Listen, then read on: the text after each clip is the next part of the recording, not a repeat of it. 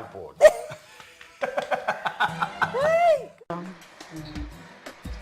Wangidlula-ke ngathi wangicabuzisa asumananga. Ngaqala ngakushikilisa babe. I forgot to mention that one. I really didn't want this guy. Love exists. Lutsandvo lukhona. Ngizeke iskim sami. Maye ngiyabonga kungadisa ngemfundo ebeyingaze ibe yimfihlo kulomunye umuntu. Ungadise ngesimo sakho sekuphila ne-HIV. Mngani wami, yati ukuthi ngimi nawe. Waya. Mngani wami, ukwende kwaba melula kakhulu ukubhokokela. Ngiyati ukuthi soze wangihlamula. Bunguwe bakho uyangikhulula kakhulu emoyeni wami. Ngiyabonga girl. Ungikhulula kakhulu kwathi ukuthi wena uyahlala unami njalo. Girl, sisonke always. Kuphila ne-HIV angeke kulushintshe nakancane lithambo lwami ngawe. Mngani wami, yati ukuthi ngimi nawe sonke isikhathi. Kuva kabandi shayela 1212.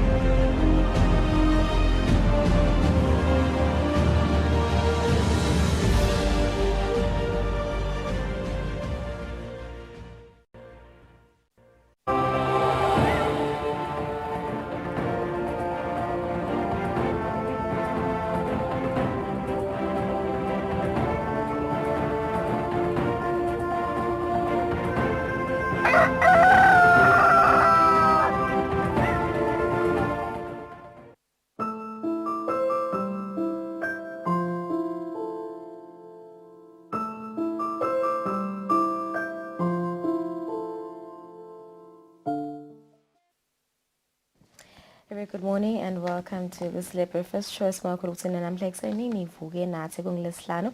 It is the 25th of February 2022. Kansolo siyachubeka nawo umncintiswano ngokubambisana nelhotelala the George Hotel in Babane. All you have to do is send us your love story to the number 7621 4888. Nichazele ukuthi nahlangana njani naloyo lenithandzana naye ukuthi senesikhathi lesinganani nithandzana. Tatfola ke usethubeni lokuwina lunch for two khona ihotela the George Hotel. Nombolo longa ya WhatsApp kuyo ngu 7621 lesikhathi sanyalo asasibukena ngombiko losuka idiko letempilo.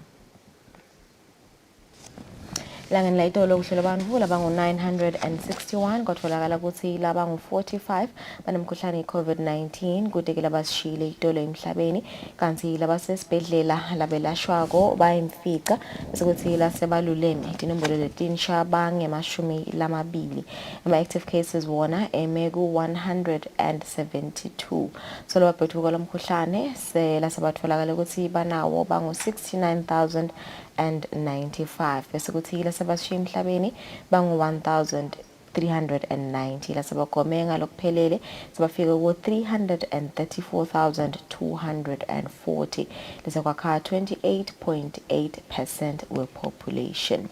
Njengoba kunesihlanu yena namuhla sidaba sikhulumisana lapha ne-artist yethu njengoba njalo ngabalesihlanu sikhulumisane nema-local artist kuva njengabantu nge-career yabo njengebahlabeleli. Namhla ekuseni sabe sikhulumisana na DJ Khwane lothi waqala ukuhlabela asesosonveni lokunyalo seka ngomhlabeleli kanti ke uona inkampani yakhe Iswazi Gcom Family sabe sikhulumisana naye lapho latindzaba tensimbi yesikhombisa siphinze sidlale naye music video yakhe khona lapha ehlelweni nomhla ekuseni and because it's also a Friday sabe sibuka tindzaba temidlalo letitaba etendeka kule mphela sombo sabe sikhulumisana lapha nseliyefu Fabrice Musonero kuvaka abantu ngato temidlalo letitaba etendeka lomhla ekuseni saphinze sibuke naleto lethamba embili kulamanye emave kakhulu kati impi lesolo iqhubeka emkhathini emave live lase-Russia kanye nase-Ukraine. Uvakelele ukuthi itolo mengameli Boris Johnson kanye namengameli Joe Biden bamemetele ukuthi sebavele ba-imposile ama-sanctions eveni lase-Ukraine. Kepha latest ativa kabandi ngato sikhathi sato tema international. Asibahlele temakete silabe sibuye netindzaba update futhi ekucala.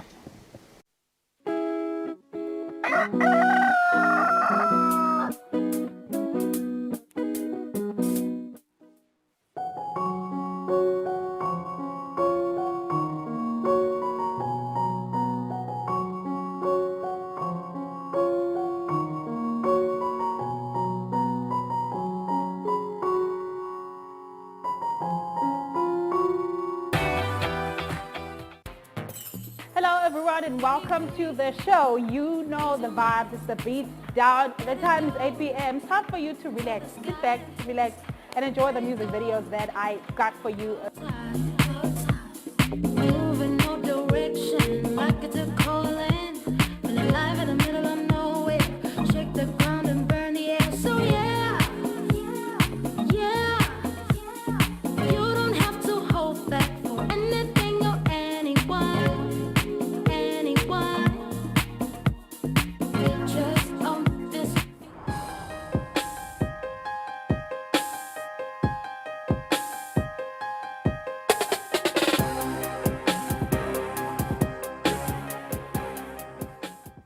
My name is Eswatini. It's your boy DJ Sunday, aka BEC. Catch me and the gang on a brand new show. Amazing show. I'm so excited about first episode. It's hot new show for Studio One. As you guys know, we do cover all things music and entertainment. I'm going to be doing the news aspect specifically. So our news is divided into two segments, into international news and then local news. I'm going to be on the Cozy Couch, hosting all the guests that we have on the show. Thanks so much for joining me on the Cozy Couch. Your performance, how did you feel about that? I loved it. Honestly, I was ecstatic, man. I'll be dealing with the hottest videos for the week. At number 1, we have Tenderness featuring Willem Seni for Love Me. We have the same thing, and it's now been open with the both of us. Number 1 DJ in Africa. See you every Saturday at 6 p.m. on Eswatini TV. Studio One. Studio One. Studio One. I do the most. Watch local TV on the go with the Eswatini TV app for only 20 emalangeni. Come on. Do the most with Eswatini TV app. Download from Google Play Store or App Store. We're good together. Everywhere you go, MTN.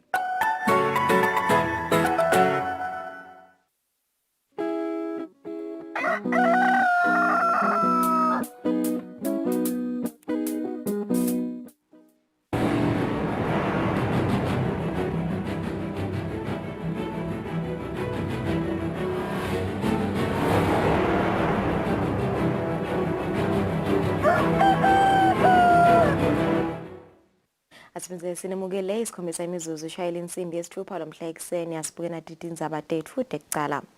Ndivanankulu Cleopas Dlamini sokwethule ngalokusemthethweni incwadi lechaza ngemlandvo lomuhle ngenzima ledlalwe ngudokotela Absalom Themba Dlamini etinhlangothini letehlukene tentuthuko yelive.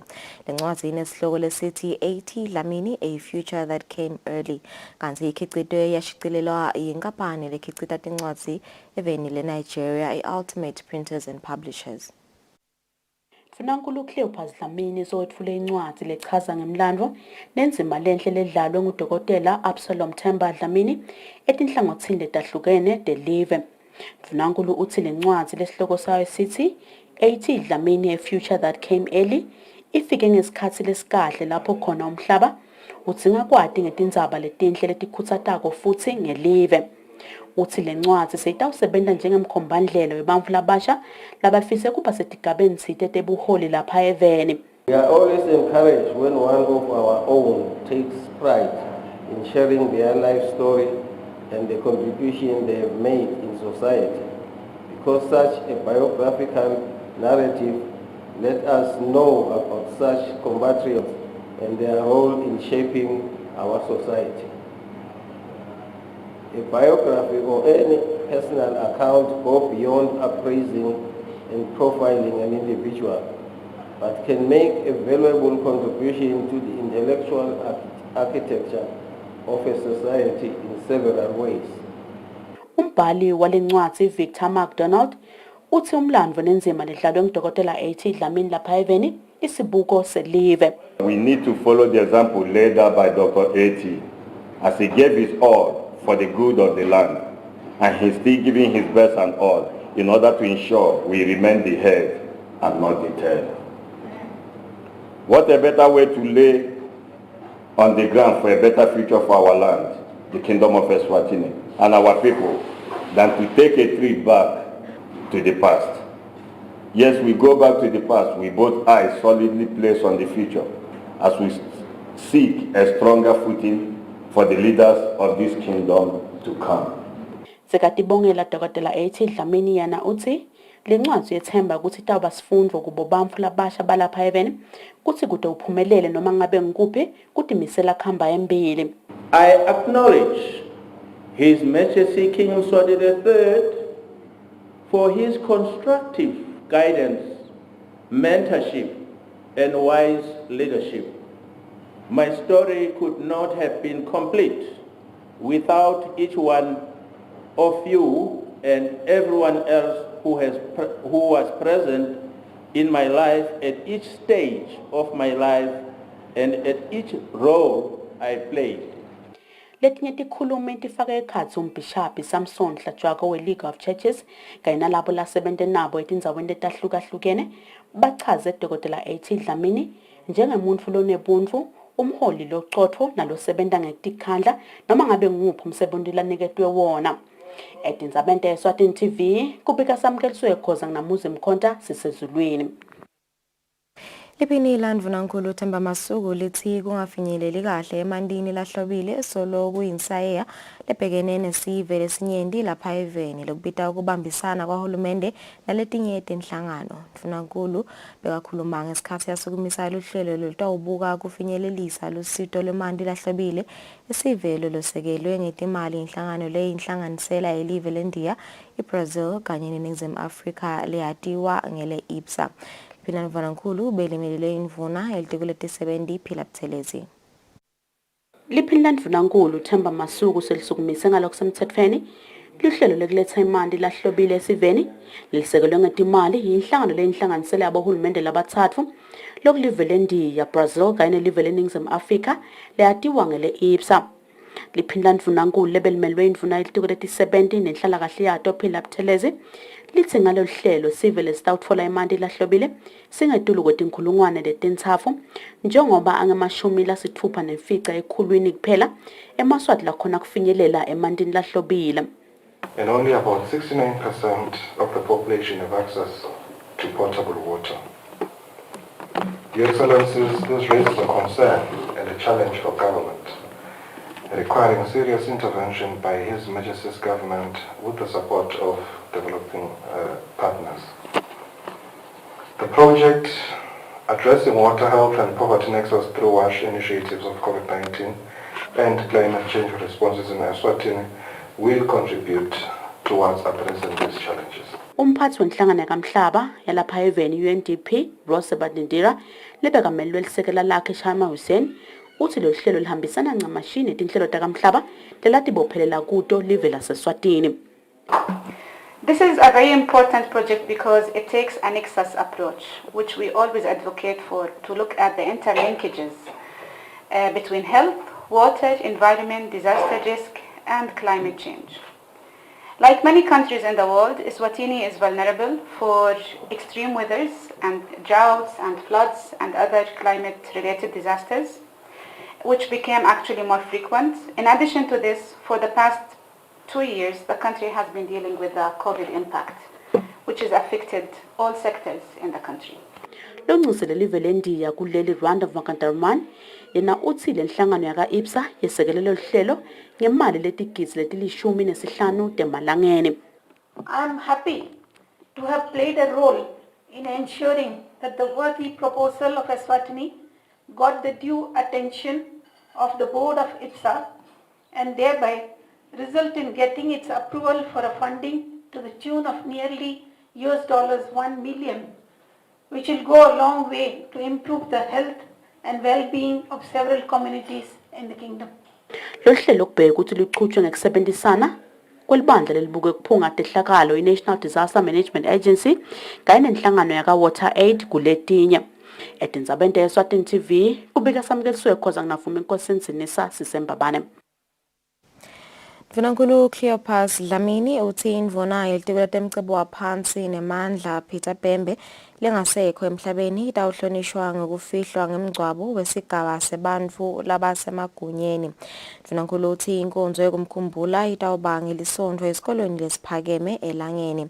Sive singaba ingcenye yalenkonzo ngekusebentisa tekuchumana. Mvunankulu ututata ihlobo nebangani ngelivile litfolakala encwadzini yemahubo 116 verse 15 kuligugu kufa kwalo lungile emehlweni asimakathe. Indvuna yelitiko letemidlalo yemasiko netindzawate bantfu labasha Harris Bulunga ivakashele bosomabhizinisi labasha labatsatfu etindzaweni letintsatfu tesifundza saseshiselweni letfaka ekhatsi iHosia enkhungweni kanye nasenjanini. Bulunga uthi inhloso yalolu hambo kubona kutsi bachuba njani labantfu labasha kumabhizinisi abo. Indvuna yelitiko letemidlalo yemasiko netindzaba tebantfu labasha Harris Bulunga ivakashele bantfu labasha labatfola kuchaseka ngetimali yesikhwameni sekutfutfukisa emabhizinisi ebantfu labasha pheceleti i-Youth Enterprise Revolving Fund esifundzeni saseshiselweni. Bulunga utsi kuyalijabulisa litiko kubona emabhizinisi alabantfu labasha ndlondlobala njengoba sekakhona nekucasha labanye bantfu labasha. So namuhla sihamba nje la eshiselweni sibuketa emabhizinisi ebantfu labasha lesibalekelele ngetimali. Sikhetse nje amabhizinisi lamatsatfu yekucala nje ngila sikhona khona kulenjala kavilane nakasichazela ihamba kahle wavilane uze sowucashe nebantfu labamlekelelako and le business yakhe seyitelela amanye amabhizinisi futhi u-empowerisha bona labanye abantu labasha ngekuthi ubacashile. Siyajabula ngawo nje silitiko lelibukete abantu labasha ukuthi akahlali phasi ukuthi kumele ukuthi mhlawumbe umsebenzi angathola kepha-ke usukumele wasebenzisa lelo thuba lalivile ngasikhwama sa-Youth Fund. Satahamba netindzawo letimbili nasisuka nje la enkundleni yaseHosia siya enkundleni yasesandleni lapho khona kunavele Nkosi Dlamini yena-ke ulima tibhidvo sitawugcina-ke eSigwe lapho khona kunelijana khona lakamamba nalo lima tibhidvo sethole ama-contract supplier kunambodi supplier nakuma-supermarket lapha ekhathi bo-Pick n Pay nabo-Spar. Indvuna yenkhundla yaseHosia Richard Vilane lephindze ibe ngusomabhizinisi lomusha ngephansi kwalolu hlelo ibulale emabhodlela etikweni. Vilane uthi ibhizinisi yakhe yachaswa ngemali letinkhulungwane letilikhulu 100,000 emalangeni kuchuba liphupho lakhe. Uhulumende kulangentele bona ku-Youth Fund lokhu langiside ngako angibuleke imali ukhanze ukuthi sengishayekile sengishaye i-COVID-19 ngakha le building liyangiphosta 250,000 ngase-ke sengifaka tinoka la ngekhathi ngafaka kona but unfortunately wafika COVID-19 2020 wathi no more gathering. That is where ngaye enkundleni ngayo-aplya sengifuna ukuthi uhulumende angithengele lamafriji. Vilane uthi ngale mali layizuza sekukhonile kuthenga emafriji lamabili nemshina wekujuba inyama. Etindzabeni te-Eswatini TV kubika Sifiso Nxumalo anasimuva Shongwe. Tisebenti telitiko letemabhizinisi seticeceshwa kabanti ngemtsetfomgomo lowengamele tekukhicita industrial policy lesibuketwe kabusha. Tisebenti betingenele umhlangano lebobanjwe ngetebuchwephesha ehhotela le-Mountain Inn eMbabane. Kubuketwa kabusha kwalomtsetfomgomo kutawusita hulumende kubuka kutsi usahamba ngalokubhekekile yini nekuthi ungatfutfuka kutiphi tinhlangotsi. Umgomo welihlangothi lwetekukhicita i-industrial policy wakhiwa ngeminyaka wanga-2015 kube seke kuba nesidingo sekuthi ubuketwe kabusha iminyaka yisachubeka ngelizatfu letehlukene kufaka ekhatsi umkhuhlane we-COVID-19 lobhidla ngemhlaba wonke. Litiko letemabhizinisi lingenele umhlangano nebubanjwe ngetebuchwephesha lapho lichazelwe kabanti ngalomthethomgomo lomusha dati telive leJalimane. siphiwa ngubani isikhonza welitiko letamabhizinisi ukuthi letati tisita tisebenta tahulumende ngelwati lolufanele ngalo mtsetfomgomo. Emhlangano wesikole workshop yekureviewa industrial development policy yase-Eswatini iyadesignwa nga-2015 to 2022, so bese kufika isikhathi sekuthi i-review so that kutawubonakala ukuthi iya-aligna yini with tintfo letentekako currently even naku-region yaka-SADC nasemhlabeni wonke jikelele, ikakhulukazi ngoba kunyeni lesekuvelile fayekhasi tindzaba tabo-COVID loku affecte indlela yekusebenta nekwenta tintfo letiphatselene nekutfutfukiswa kwelive.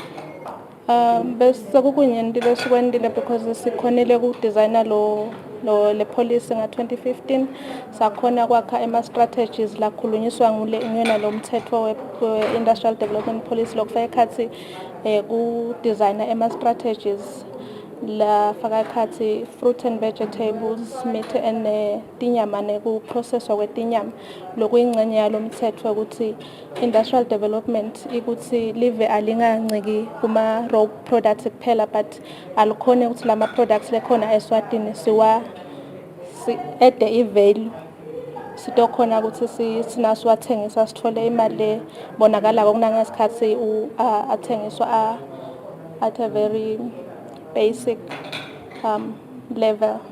Lokhu kukhulunyisiwe kufaka ikhastini saya bohulumende lababhekana nato ekuthuthukiseni lemitsetfomgomo nekungabi khona kahle kwetinhlangosi letisebenzisana nalo litiko etindzabeni temitsetfomgomo. Etindzabeni kubika Giyani Msibing se-Mountain Inn eMbabane. Mengameli wenkantolo yekuyendlulisela emacala emkhatsini wemcashi netisebenti Industrial Court of Appeal Sifiso Ntsibande uthi umkhuhlane i-COVID-19 ulethe tinkinga letiningi letfaka ekhatsi kudendwa kwetisebenti. Ntsibande uthi basasebenta kukhona tisebenti letidendwe ngetinjongo letinye letingahambisani nalo mkhuhlane. Abekhuluma emhlanganweni lomkhulu wabacashi i-CIMAC Labour Seminar. Libandla lelingumlamuli wetisebenti nebacashi belibambe umhlangano nematiko latsintseka kwetindzabeni letiphatselene nemtsetfo wetisebenti. Lo mhlangano kebona isicubulo lesiphatselene nendlela yokusebenta kulesikhathi lesikuso. Lijaji lenkantolo yokwendlulisela emacala etisebenti Sifiso Ntsibande uthi tibetinengi tinkinga letikhinyabete tisebenti letfaka ekhatsi umkhuhlane i-COVID-19. All issues of industrial relations end with the specialist courts. So that you go to the industrial court, if you're out of CIMAC, you go to the industrial court. The industrial court decides your matter. If you wish to have a review, you wish to have an appeal, you go to the industrial court of appeal rather than go to the high court, which is itself not a specialist court. So the industrial court and the industrial court of appeal are recognized in our constitution as specialist courts. All I want to say in that regard is that we need to decide, or rather the stakeholders need to decide where we are. If the industrial court is recognized as a specialist court, then we need to have a situation where we give the industrial court and the industrial court of appeal that exclusive jurisdiction as the industrial court is given. Umphathi waleli bandla lomkhosi Makagula uthi lo mhlangano utawusita ekuthenini bacashi kanye netisebenti batfole lwati lolunyendi kakhulu ehlangothini lwalabo labasebenta kutfolela tinkampani tisebenti ema-labor brokers. Sinesikhulumi lesikhulumelana nendzaba yabo long labor broker bese kunabo labor consultant. Bo labor consultant lithimba lebantfu lelihamba lirepresenta ema-employees industrial court ka-CIMAC kanjalo. Itsine yini lama issues around that sikhuluma ngaloko. Bese sesiphinza kule same topics nemuntu lo endi research ngalama labor brokers. Lo utasicathatela ukuthi ukhanzene emarket ngoba uyente inhlanhla uyente ngale period yale COVID. Lenye yetinfo letikhulunywa yatfaka ekhatsi kubuketwa komtsetfo i-Industrial Act nekubuka ke kwemthelelo we-COVID-19 lokwente ukuthi bantfu labanyenti badendwe. etindzabeni kubika Sondomlangeni kuMathapha. Inkampani yaka-MTN Eswatini seyishintshe isithombe sayo neluphawu lwayo ilogo yaphindze yetfula luhlelo lelusha lwama-bundles lolwatiwa ngatoti nesifiketi sekuba yinkampani lehamba imbili kutekuchumana lemsebenti yetfule emhlanganweni nebetindzaba. Ngenhloso yokuhambisana nesikhatsi nekuthuthuka etinhlelweni tayo kude ingasaleli emuva nentuthuko letiniketa emakhasimende ayo, inkampani yaka-MTN Eswatini seyishintshe luphawu lwayo nendlela libukeka ngayo esiveni noma-ke sithombe sayo pheceleti ilogo. Yaphindze-ke yethula nelihlelo lelusha lapho khona emakhasimende sekangasebenzisa i-internet waya pheceleti i-toti bundles. Le nkampani iphindze yathola-ke sitifiketi sekuba inkampani lehamba embili eluhlangothini lwetekuchumana. Meshak Maseko wale nkampani uyenaba ngale misebenti lemithathu. Ukucala lomkhulu cabanga ukuthi batawukhumbula babukeli nebalaleli ukuthi etinkundleni tekuchumana babonile kucuka kwale nkampani nendlela lebukeka ngayo, ilogo yayo itshintshile. Besitophakamisa lokho ngalokho semthethweni sikhulumisana nayo imedia ukuthi MTN kusukela nyalo unemkhombandlela wakhe lokubheka ku-2025 lapho kufaka ekhathi kushintsha indlela la bukeka ngayo MTN. Wesibili kunemhlomelo lomkhulu lesicabhako ngawo siyinkampani ya MTN lesutfolile sutfole enkampanini lenkulu emhlaba wonke le yendalo umsebenzi. MTN uthole umhlomelo ukuthi inetwork yakhe ngiyona lehamba phambili even la Kangwane. Lokhu ke singe-MTN akugasithusi into lebesisolo siyati minyaka yonke le kusinje nyalo sesinesitifiketi umuntu nakangakubuta nje ukuthi usho ngani MTN ukuthi une network lehamba embili ukuthi tonke tinhlangothi ku-internet nasekushayeni icingo MTN uhamba embili. Sithathu ke sesiphakamisa nalenye i-product yethu lensha lapho khona emakhasimende ethu atawukhona kungena ku-internet angabi netingabekelwane letiningi. Ungene ku-internet uhambe toti kungako nalama bundles ethu siwabite ngema-toti bundles lekatawucala kuba khona nje kule mpelasonto lesiya kiyo. Lelo hlelo lwatiwa ngatoti loma bundle lutawethulwa isiveni lucale kusebenta kule mpelasonto lesiya kuyo. Etindzabeni ngingiyane Msibingi semahlala Kikini House eZulwini. Umphathi welibandla letekuvakasha Linda Nxumalo uthi kuncipha kwetindleko tekuvakasha emkhatsini welive leSwatini leNingizimu Afrika kutawenda ukuthi kube melula kungena nekuphuma kwetivakashi kulamave. Nxumalo bakhuluma emhlanganweni nalabo labasita tivakashi ema-tour operators. Letekuvakasha nendzaba temvelo libambe umhlangano nalabo labalayela tivakashi tindzawo ema-tour operators kanye nalomelele live leNingizimu Afrika lapha even advocate Kusile Siphamla. Mapanelo lomkhulu etiko letekuvakasha khangeziwa mabuza uthi sive asethembe konke uhulumende lakushoko ikakhulu ehlangothini lokuthuthukisa tekuvakasha. I can never emphasize as I conclude on the importance of continued collaboration.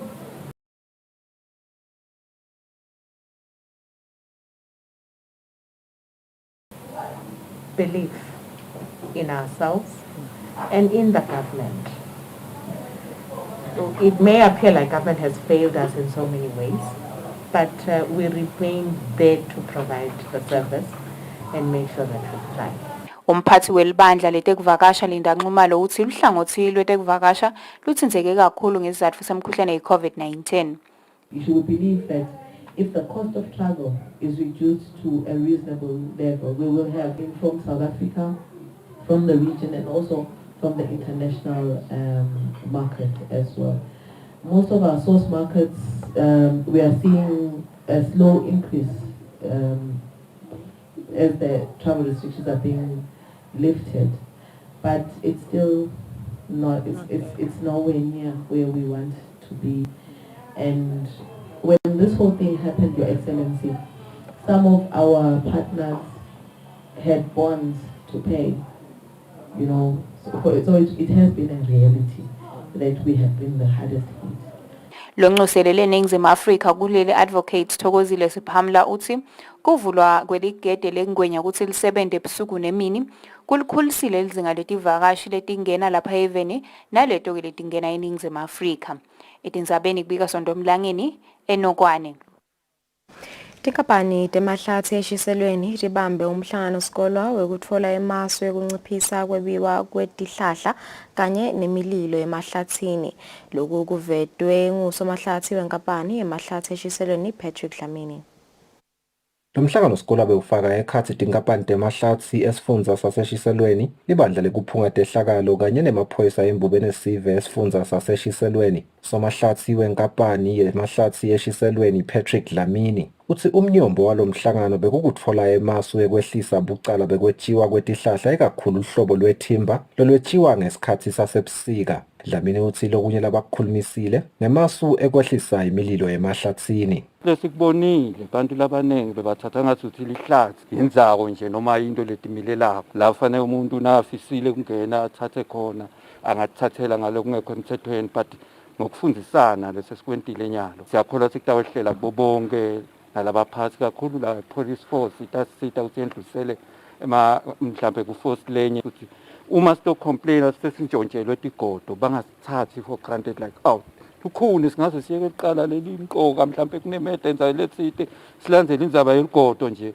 kani kithi sisuke sideposite imali. Umphathi welibandla lekuphunga tehlakalo kuleli Russell Dlamini uthi libandla lekuphunga tehlakalo litimisele kubambisa tinkampani temahlathi ekuthenini imililo yehle emahlathini kanye nekwetshiwa kwetihlahla. Ngale kubambisana kwayo yonke imimango netinkampani ekuthini kulwe nemililo.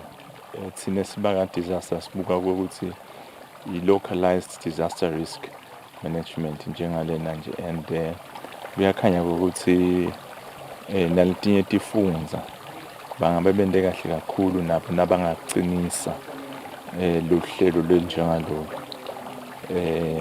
Nathi futhi singendima isibonile ukuthi sisebenzisana kahle kakhulu nabo. Kanti lobekamelele umphathi wemaphoyisa esifundza saseshiselweni Ntombikayise Dlamini uthi amaphoyisa embubeni esive atawukwenta siciniseko sokuthi lokhu aphuma lapha kulomhlangano sikolwa atawuhamba ayofundzisa sive aphindze ehlise bucala bekwetshiwa kwetihlahla emahlathini. Utawusisita kakhulu le workshop lesingenele namuhla ukuthi nathi sathi ukuthi nangabe basho labaka the timber companies basho ukuthi naku sekwendekini sibe able to stand up fast sende ngalendlela lefanele and ukutasisita nathi sikhone ku-identifya leto tigodo ukuthi dayiphi Somahlathi enkampanini yemahlathi esifundzeni saseshiselweni Patrick Dlamini uthi le mihlangano sikolwa bayibonile ibasebentela eminyakeni leyengcile njengoba lizinga lekusha kwemahlathi selehlile. Etindzabeni te-Eswatini TV kubika Sifiso Nxumalo nginasimuva Shongwe sisephumula guest house.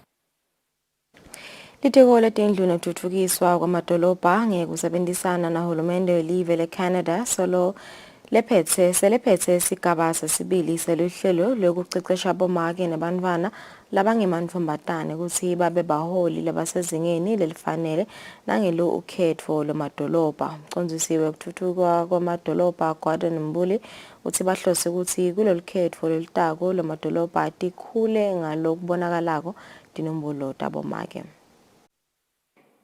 Litiko letindlu nekutfutfukiswa kwamadolobha ngekusebenzisana nahulumende welive leCanada selephethe isigaba sesibili selihlelo lokucecesha abomake nebantfwana labangemantfombatana ngetindzaba tebuholi nemitsetfo lengamele bohulumende basemadolobheni. Umcondzisi welihlangosi lekutfutfukiswa kwabohulumende bemadolobha kuleli tiko Gordon Mbuli uthi kuleli khetfo lomadolobha lolutako babheke ukuthi tinombolo tabomake nebantfwana labangemantfombatane tikhule kunaloku letingiko.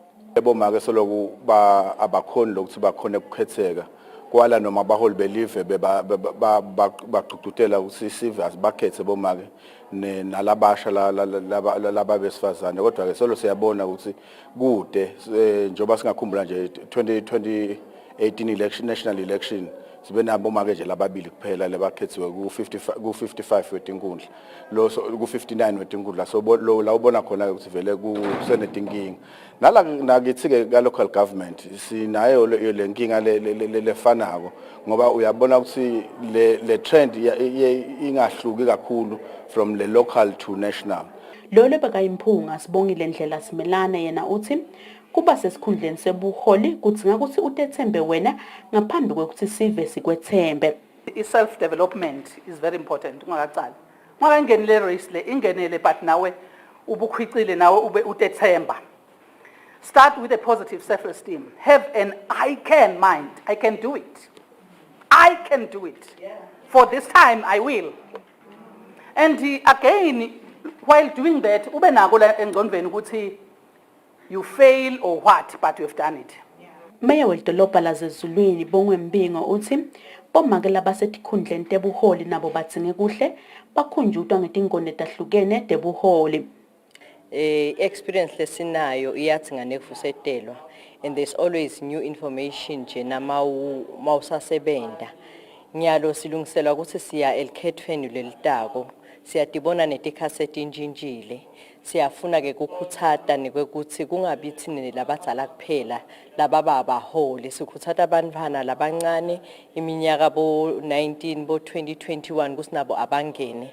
Sendela ukuthi sikhona kuyithola imivo yekuthuthuka leqhamuka ensheni yethu. Lomunye webantfu labasha bebangenele umhlangano uthi tinhlelo letinjena batidzinga njengebantfu labasha labafise kuba baholi bakusasa. Ngifuna kwati kancane ngoba ngumholi ngoba njengoba sathi even lakithi bancane baholi labantu besifazane, so ngibona ukuthi kusidinga ukuthi njengoba ngimncane nginjena ngitholele lwathi kusesenyalo nangabe maybe in the future ngidecide ukuthi ngifuna ku-run for being counselor edolobheni yathi ukuthi kumele ngi-undergoishe yiphi process nekuthi ngimaphi ama-qualities lekumele ngibe nawo nje. Indvuna yetiko letindlu nekutfutfukiswa kwemadolobha kubheke ukuthi masinyane imemetele likhetfo labohulumende basemadolobheni lwalonyaka.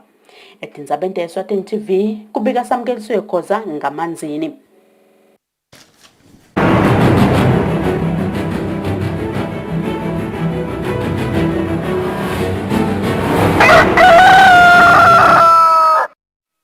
Kutemidlalo live la Kangwane selime endzaweni yesine ngaphansi kwamave langephansi behlangano yakasada kevekatini lase-Afrika emiphumelweni yemidlalo yevolleyball emhlabeni phecelezi World Volleyball Rankings lekhishwe inhlangano ledlalisa umdlalo wevolleyball emhlabeni kulenyanga lesetulu. Kule miphumela live le-Democratic Republic of Congo ngilo lelihamba imbili kulesifundza. Inhlangano engamele kudlalisa umdlalo wevolleyball emhlabeni ivete imphumela emakhethelo esiva lomdlalo kulenyanga lesetulu. Kubo babe ngaphasi kwemave langaphasi kwesifundza seSADC live leSwatini lihlete endzaweni yesine lapho khona emhlabeni lihlele endzaweni ye-126 kumave lama-220 kanzi live lelihamba imbili kulesifundza i-Democratic Republic of Congo lilandzelwa live laseBotswana bese kuthi endzaweni yesithathu kuba nelive leTanzania. Ngaphasi kwabomake live laKangwane emhlabeni lisendzaweni ye-104 Democratic Republic of Congo ngiyo lephindze yahamba embili lapho khona ilandzelwa live laseBotswana. Lobikela umsakato eSwatini TV temidlalo ngoLinda Dlamini na Fabrice Msonera eMbabane. Asitiphethe tindzaba tetfu ngaleto temidlalo asibahlola timakethe sidaba sichubeke nehlelo.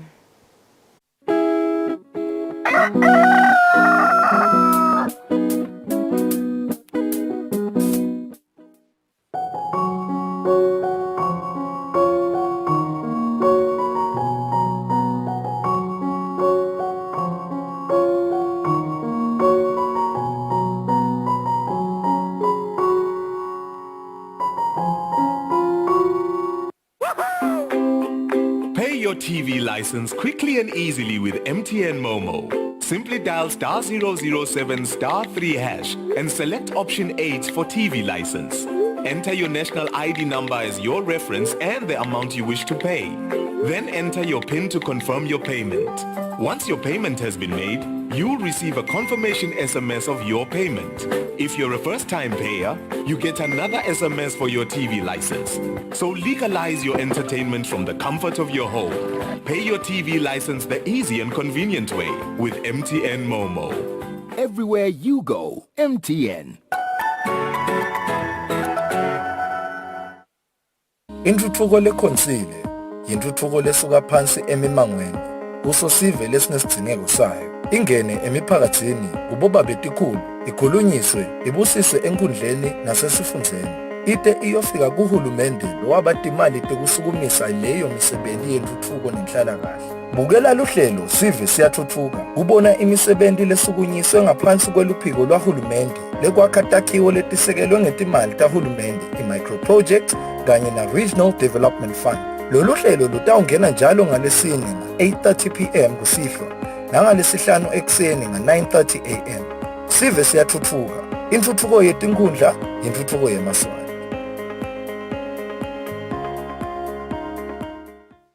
I do the most. Watch local TV on the go with the Eswatini TV app for only 20 emalangeni. Come on. Do the most with Eswatini TV app. Download from Google Play Store or App Store. We're good together. Everywhere you go, MTN.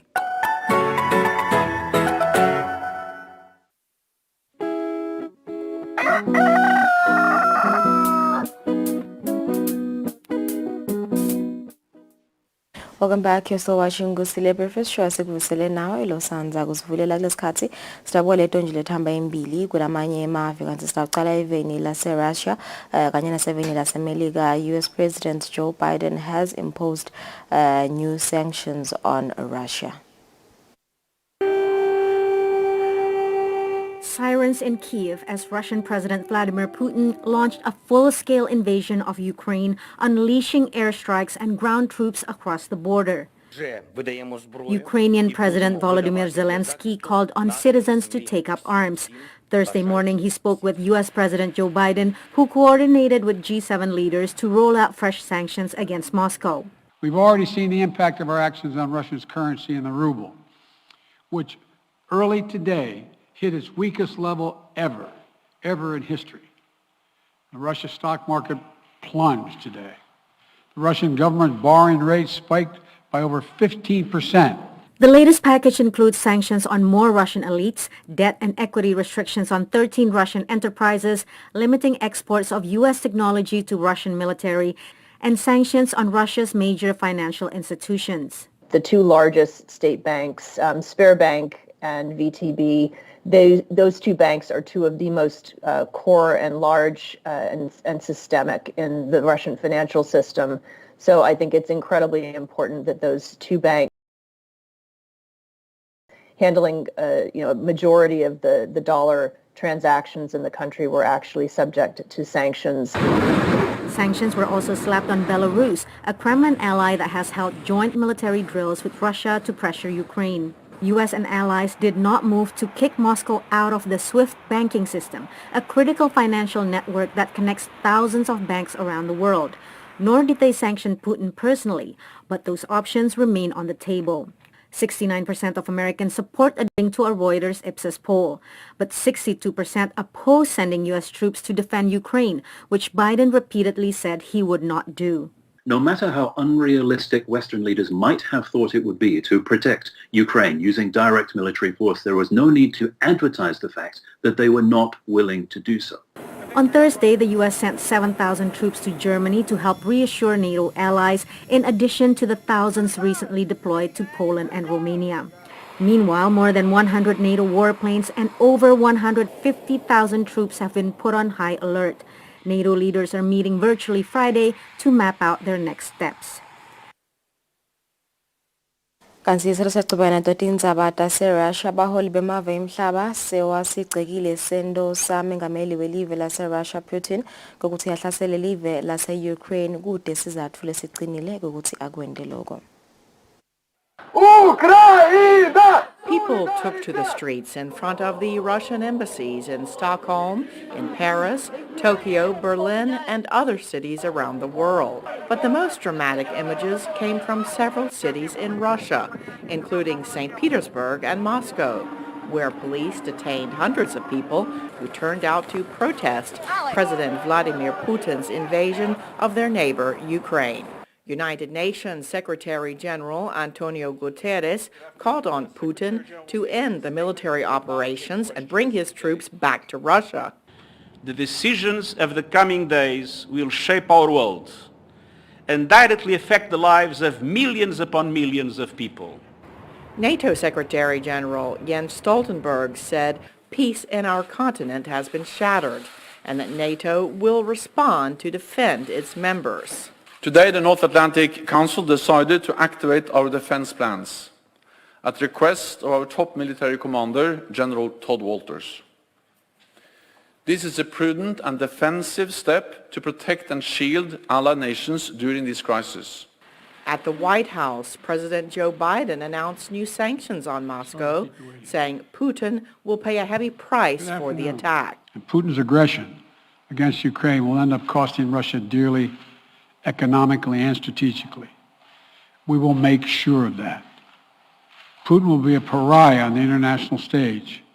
Any nation that countenances Russia's naked aggression against Ukraine will be stained by association. A spokesperson for the Chinese Foreign Ministry called on all sides to maintain restraint to keep the situation from spiraling out of control.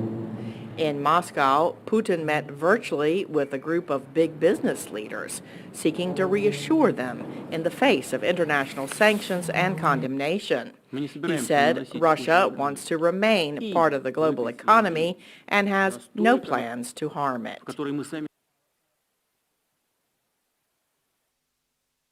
Idolobha lase-Kyiv khona eveni lase-Ukraine selimemetele isimo lesiphuthumako kulandzeleka ukuthi live lase-Russia lihlasele live lase-Ukraine.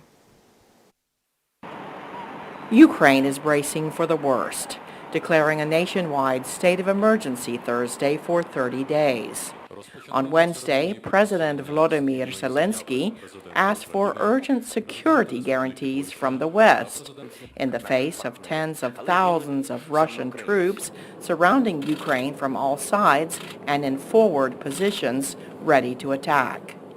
State Department spokesperson Ned Price warned if Russia invades, it will likely not just be a war for territory. You heard the National Security Advisor make the case that this would be a war waged against the Ukrainian people to subjugate them, to crush them, to exact, in many ways, revenge. This is what we want to prevent. At the United Nations, the U.S. ambassador also had a grave warning. And of course, ordinary Russians should be asking how many Russian lives Putin is willing to sacrifice to feed his ambitions. If Russia continues down this path, it could, according to our estimates, create a new refugee crisis, one of the largest facing the world today, with as many as 5 million more people displaced by Russia's war of choice. President Joe Biden announced a tranche of sanctions designed to hit Russia's financial system, and experts say more sanctions could come in waves instead of one big tsunami. Mr. Putin invaded yesterday without engaging Ukrainian forces. And he's paying a price. The sanctions are exacting a price on him. If he engages further and starts to engage Russian forces in a battle with Ukrainian forces then President Biden and the West will impose even heavier sanctions. Experts told VOA if there is full-scale war that is prolonged, it will likely not be popular in Russia. The average Russian does not want war. The average Russian feels, I would say, friendship toward the Ukrainian people. However, the Kremlin's propaganda narrative has prepared the ground, as they say, and they focused on the NATO involvement in Ukraine as a threat to Russian security. In a video addressed Wednesday to the Russian people to mark the Defender of the Fatherland Day, Russian President Vladimir Putin said he is always ready to look for diplomatic solutions, but stressed that Russia's interests and the security of its citizens are non-negotiable. Kanti siqhubeka nato tindzaba tase-Russia nelive lase-Ukraine emave emhlaba esifundza sase-Europe afuna ukubambisana impose ama-sanctions eveni lase-Russia. Demonstrations have been held outside Russian embassies in several European capitals, demanding that the Kremlin pull its forces back from Ukraine and urging a strong response from the West. The European Union unveiled a range of sanctions against Russia Tuesday, backed by all 27 member states. Among those targeted were all 351 Russian lawmakers in the state parliament who voted to recognize the separatist regions of Luhansk and Donetsk, along with 37 other individuals. And last but not least, because this is very important, we target the ability of the Russian state and government to access to our capital and financial market and services. The European sanctions are similar to those imposed by the United States. Canada, Australia and Japan have also imposed sanctions. European allies and the United States have been in close coordination, and they seem to be ready to match every move of Putin. Britain, meanwhile, imposed sanctions on 5 Russian banks and asset freezes and travel bans on 3 Russian oligarchs close to President Putin. We have more individuals that we will target in the event of a full-scale invasion of Ukraine. Many British lawmakers say the sanctions don't go far enough. Others argue the West must hold some sanctions in reserve. It's important that the West not put everything out on the table. An element of surprise is also important. This is probably going to be a long conflict, and it's important for the West to be measured and proportionate. But Russia has been preparing for this moment, says analyst Amanda Poole of the European Policy Centre in Brussels. They have a huge wealth fund of over 600 billion in gold and foreign currency, so they do have the ability to keep going for some time despite the pain. Germany announced Tuesday that it would halt the certification process for the Nord Stream 2 pipeline, which would bring Russian gas directly to Germany. In response, Russia's Prime Minister Dmitry Medvedev wrote on Twitter, "Welcome to the brave new world, where Europeans are very soon going to pay 2,000 euros for 1,000 cubic meters of natural gas." Germany has other options, says energy analyst Claudia Kempfert. Germany does not need Nord Stream 2. We have enough infrastructure, we have enough pipelines where we can transport and import natural gas to Germany. Western unity on sanctions may become more strained. The more you ratchet up the sanctions regime, the more painful it also is for not only for the one who is sanctioned, but also for the one who imposes the sanctions. That's the logic of sanctions. For now, they are ready to ratchet up the economic pain on the Kremlin if Russia moves deeper into Ukraine. Lidolobha lase-Hong Kong selimemetele imigomo lemisha leqinile yekulwa nomkhuhlane we-COVID-19 kulandzeleka ukuthi ama-cases noma-ke bantfu labatfolakala ukuthi banalo mkhuhlane we-COVID-19 enyuke kakhulu. Hong Kong has been struggling to contain the spread of COVID-19, even as many parts of the world are returning to normalcy. It's ridiculous. It feels like we're in the third world. I never thought something like this would happen to an international financial hub. For more than 6 months, Hong Kong saw 0 imported COVID-19 cases. But since the Lunar New Year, the highly transmissible Omicron variant has led to an exponential growth in the caseload, with clusters developing throughout the city. I think the biggest issue here is that they didn't do well in their preventive measures. They didn't close the borders, and now all these cases have come through. Hong Kong's chief executive Carrie Lam announced this week tougher measures to stop the spread. We will implement compulsory universal testing, or in English, CUT, within 3 months in order to cut off this transmission chain. The Hong Kong Security Bureau has also set up a new anti-epidemic police task force to prepare for mandatory testing for the entire city.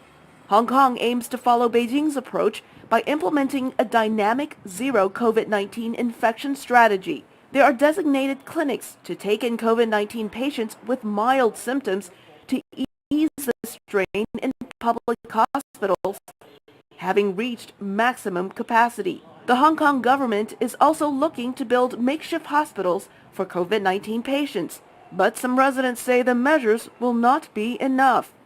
I think there is a need to strengthen the preventive measures and increase citizens' awareness, but I don't think we can achieve zero COVID-19 because we live in such a densely populated environment, and so unlike on the mainland, where they have much more space to carry out those measures such as quarantine. The government, which will require citizens to provide their vaccination records before entering designated venues, such as shopping malls and wet markets. But not everyone in Hong Kong supports tougher COVID prevention policies. I don't support the government in introducing stricter measures because we have our freedom and rights. Even forcing us to take vaccines is already not quite acceptable. Family practice doctor David Owen says it's unrealistic at this stage to completely eliminate COVID from Hong Kong. We're mostly going to get infected. Most of the people in Hong Kong are going to be infected in the next 3 months. And so really what we have to do over the next 2 months is to focus on minimizing the harm to the health system. Health authorities have started offering the Chinese Sinovac vaccine to children as young as 3 years old. Hong Kong currently has a vaccination rate of over 76%, but only about 20% of those aged 3 to 11 have received their first shot. Kanti imeya welidolobha lase-Istanbul even lase-Turkey sosukumise tindlela letinye tekulwa nebuphuya kulela dolobha. For decades, Istanbul baker Yavuz Erol'da has been serving Turkey's main city, where, like in many other places, bread is a traditional staple of the poor. But not anymore. With prices jumping more than 50% as inflation soars, such hard times, Erol'da says, sees people increasingly turning to the centuries-old charity tradition called on the hook. A customer pays for 3 extra breads. I write here 3 on the hook, and people in need see there's free bread available. People's purchasing power recently really went down. Unfortunately, even those on a monthly salary started to come and ask if there was any bread left on the hook. Last year's collapse of the Turkish lira triggered a spike of inflation, officially running at 50%. But some independent studies put it at double that. Anger over rising prices is spilling onto the streets, with anti-poverty groups warning this winter that people are facing the stark choice of eating or heating. The opposition-controlled Istanbul municipality has brought the on-the-hook tradition into the digital world to alleviate surging poverty. People who can't afford their utility bills can post them on a municipality webpage, where another person pays for them through the site. The need for providing help is needed more than any other time. When you look at the numbers, you see in November, 18,000 people left their bills on the hook to be paid, whereas in December, it was up to 25,000 bills. On February 1st, only on one day, 10,000 people put their bills on the hook. The dire situation we are in asks for more solidarity. According to the municipality, those applying for help must be verified as being in need. So far, more than 300,000 bills have been paid through the scheme. Efforts by Istanbul's mayor, Ekrem İmamoğlu, are playing well in opinion polls, ranking him a potential frontrunner in next year's presidential elections. The mayor has turned his municipality into the country's biggest bread producer, turning out more than 1 million subsidized loaves a day. Queues for subsidized bread have become a symbol of Turkey's economic pain. They have also enhanced the mayor's reputation among many. This is great work. The public should wake up. Such a service doesn't exist anywhere in Turkey except in this municipality. A previous economic crisis brought an Istanbul mayor, current President Recep Tayyip Erdogan, to power. İmamoğlu supporters hope that in this case, history will repeat itself. 10 minutes before 7 o'clock, Spatlo Timakete, Stabele Dinsabated Food, then Simbes Kombisa.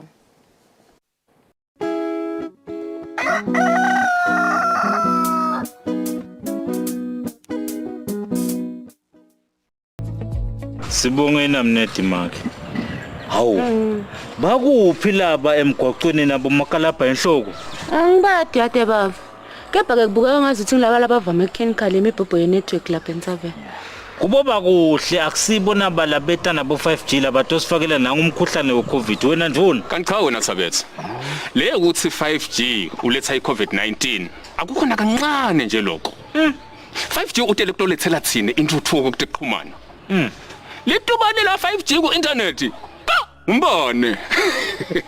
Usho. Siba losikhomba ukuthi sebaningi kakhulu abantu abasebenzisa i-internet kangangoba le network lekhona seyehluleka. Ngakho ke lo 5G kufanele ukuthi abe khona asebenze. Mina ngiyajabula nje nangabe kungilo 5G lo. Ngaba sebatasisita nakunaba abantu abethu labadikhanza sebafunza lamakhanga bongqondo omshini. Bahletile amakhaya. Tidzingo telive te-internet timihibehiba. Abakhoni nje bantu inqumbi kusebenzisa i-internet ngasikhathi sinye ngaphandle kokukhinya beteka. Wangikhaka ngakuva ntuna yami. Uyabona lo 5G utelekto sita thina. Kodwa sithi vekele ku COVID-19 kumele silalele betempilo. Sigeze tandla. Sifake tifonyo. Sigweme tiquku. Siphinze futhi sisebenzise letebuchwephesha lapho teqhumana.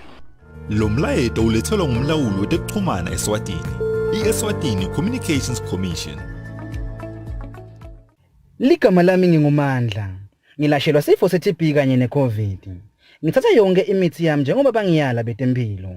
Ngiyakhuthaza ukuthi nawuva izimpawu zemkhuhlane, kukhwehlela, buhlungu besifuba, kushisa kwemtimba, ucinana kanye nekudzinwa. Thola lesito letempilo ngekushesha uhlolwe i-TB ne-COVID. Lo mlayeto ulethela i-TB program ngaphasi kwelitiko letempilo.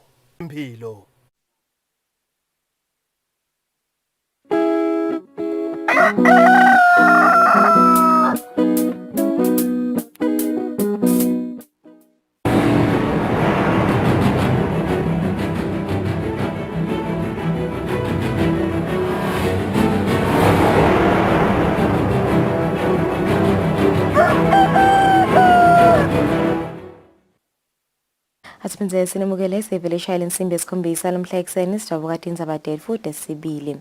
Tunankulu Cleopas Dlamini sowethule ngalokusemthethweni incwadi lechaza ngemlando lomuhle nenzima ledlalo ngudokotela Absalom Themba Dlamini etinhlangothini letahlukene tentuthuko yelive. Le ncwadi inesihloko lesithi 80 Dlamini, a future that came early. Kanti ikhicito yashicilelwa inkampani lekhicita incwadi eveni leNigeria, i-Ultimate Printers and Publishers. Tunankulu Cleopas Dlamini sowethule incwadi lechaza ngemlando nenzima lenhle ledlalwe ngudokotela Absalom Themba Dlamini etinhlangothini letahlukene telive. Tunankulu uthi le ncwadi lesihloko sayo sithi 80 Dlamini, a future that came early, ifike ngesikhathi lesikahle lapho khona umhlaba udzinga kwati ngetindzaba letinhle letikhuthatako futhi ngelive. Uthi le ncwadi seyitawusebenta njengemkhombandlela webantfu labasha labafise kuba setigabeni site tebuholi lapha eveni. We are always encouraged when one of our own takes pride in sharing their life story and the contribution they have made in society, because such a biographical narrative let us know about such compatriots and their role in shaping our society. A biography or any personal account go beyond appraising and profiling an individual, but can make a valuable contribution to the intellectual architecture of a society in several ways. Umbhali wale ncwadi Victor MacDonald uthi umlando nenzima ledlalwe ngudokotela 80 Dlamini lapha eveni isibuko selive. We need to follow the example laid out by Dr. 80 as he gave his all for the good of the land, and he's still giving his best and all in order to ensure we remain the head and not the tail. What a better way to lay on the ground for a better future for our land, the Kingdom of Eswatini, and our people, than to take a trip back to the past. Yes, we go back to the past with both eyes solidly placed on the future as we seek a stronger footing for the leaders of this kingdom to come. Sekatibongela Dr. Eti Dlamini yana uthi lencwadi yethemba ukuthi itawuba sifundvo kubo bantfu labasha balapha eveni kuthi kude uphumelele noma ngabe ngikuphi kutimisela kuhamba embili.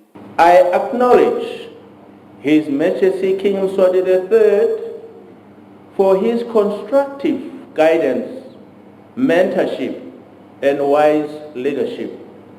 My story could not have been complete without each one of you and everyone else who was present in my life at each stage of my life and at each role I played. Letinye tikhulumi tifake ekhatsi umbhishaphi Samson Hlatshwaka we-League of Churches kanye nalabo lasebente nabo etindzaweni letahlukahlukene bachaze Dr. Eti Dlamini njengemuntfu lonebuntu, umholi locotfo nalosebenta ngetikhandla noma ngabe nguphi umsebenzi laniketwe wona. Etindzabeni Eswatini TV kubika samkeliswe khoza nginamuzi Mkhonta sisezulwini. Liphini landvunankulu Themba Masuku lithi kungafinyeleli kahle emantini lahlobile solo kuyinsayeya lebhekene nesive lesinyenti lapha eveni lokubita kubambisana kwahulumende naletinye tinhlangano. Bekhuluma ngesikhathi yasukumisa luhlelo lotawubuka kufinyelelisa lusito lwemanti lahlobile esive lolusekelwe ngetimali. Inhlangano le inhlanganisela yelive le-India, Brazil kanye neNingizimu Afrika liyatiwa ngele IPSA. Liphina ndvunankulu belimelelwe indvuna elitiko letisebenti Phila Buthelezi. Liphina ndvunankulu Themba Masuku selisukumise ngalokusemtsetfweni luhlelo lekuletha imali lahlobile esiveni lilisekelwe ngetimali yinhlangano leyinhlanganisela yabohulumende labatsatfu lokulive leNdiya, Brazil kanye nelive leNingizimu Afrika leyatiwa ngele IPSA.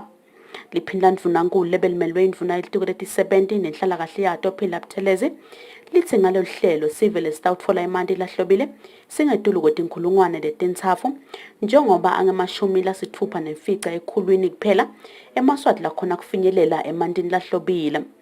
And only about 69% of the population have access to potable water. Your Excellencies, this raises a concern and a challenge for government, requiring serious intervention by His Majesty's government with the support of developing partners. The project addressing water health and poverty nexus through WASH initiatives of COVID-19 and climate change responses in Eswatini will contribute towards addressing these challenges. Umphathi wenhlangano yakamhlaba yalapha eveni UNDP Rose Badindira lebekamelwe lisekela lakhe Shama Hussein uthi lo hlelo lihambisana ncamashini etinhlelo takamhlaba lelatibophelela kuto live laseSwatini. This is a very important project because it takes a nexus approach, which we always advocate for, to look at the interlinkages between health, water, environment, disaster risk, and climate change. Like many countries in the world, Eswatini is vulnerable for extreme weathers and droughts and floods and other climate-related disasters, which became actually more frequent. In addition to this, for the past 2 years, the country has been dealing with the COVID impact, which has affected all sectors in the country. Loncisele live leNdiya kuleli Rwanda Vakantarman yena uthi lenhlangano yaka IPSA yesekelele uhlelo ngemali letigidzi letilishumi nesihlanu temalangeni. I am happy to have played a role in ensuring that the worthy proposal of Eswatini got the due attention of the board of IPSA and thereby result in getting its approval for a funding to the tune of nearly $1 million, which will go a long way to improve the health and well-being of several communities in the kingdom.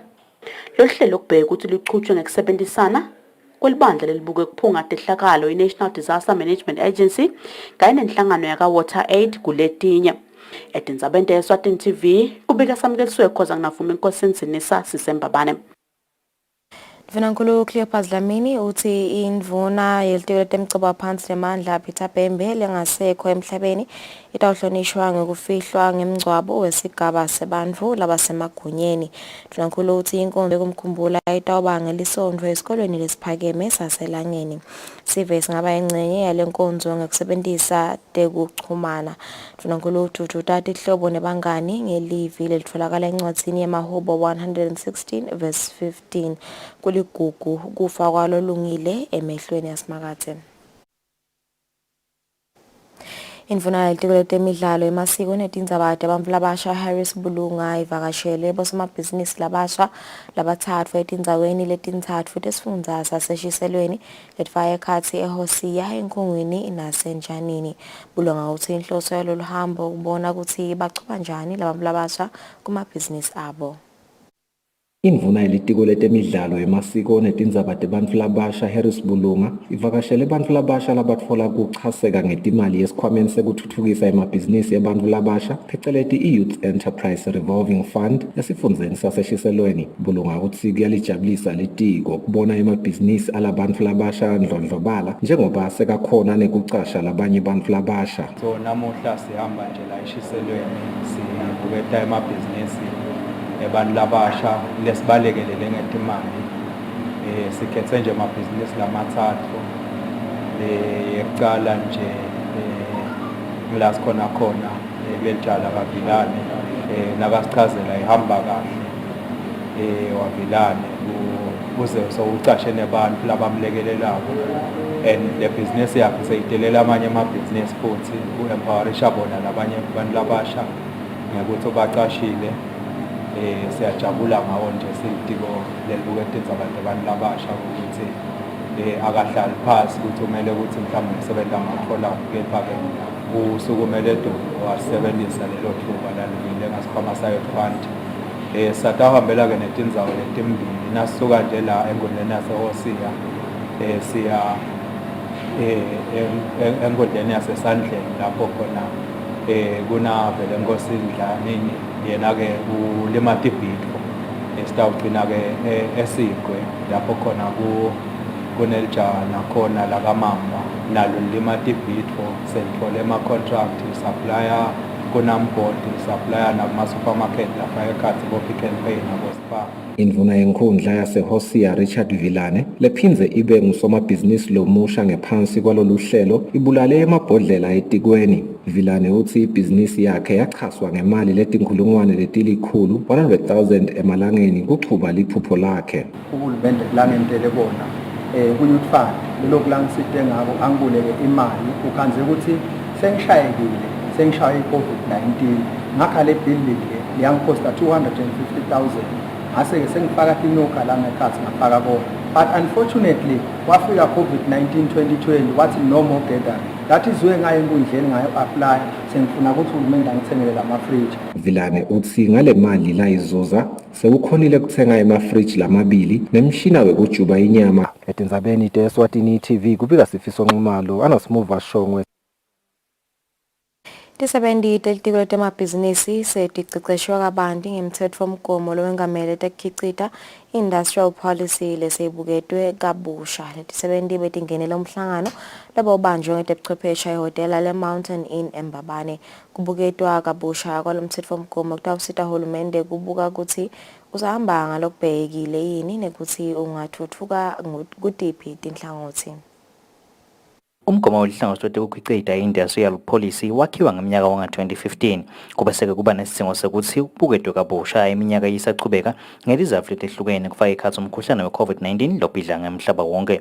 Litiko letemabhizinisi lingenele umhlangano nebubanjwe ngetebuchwephesha lapho lichazelwe kabanti ngalomthethomgomo lomusha dati telive leJalimane.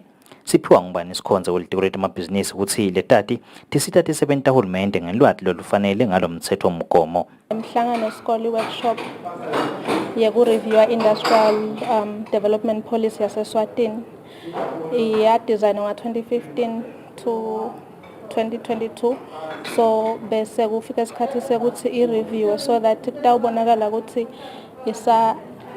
iya-aligna yini with timbo letentekako currently even naku-region yakaSadak nasemhlabeni wonke jikelele.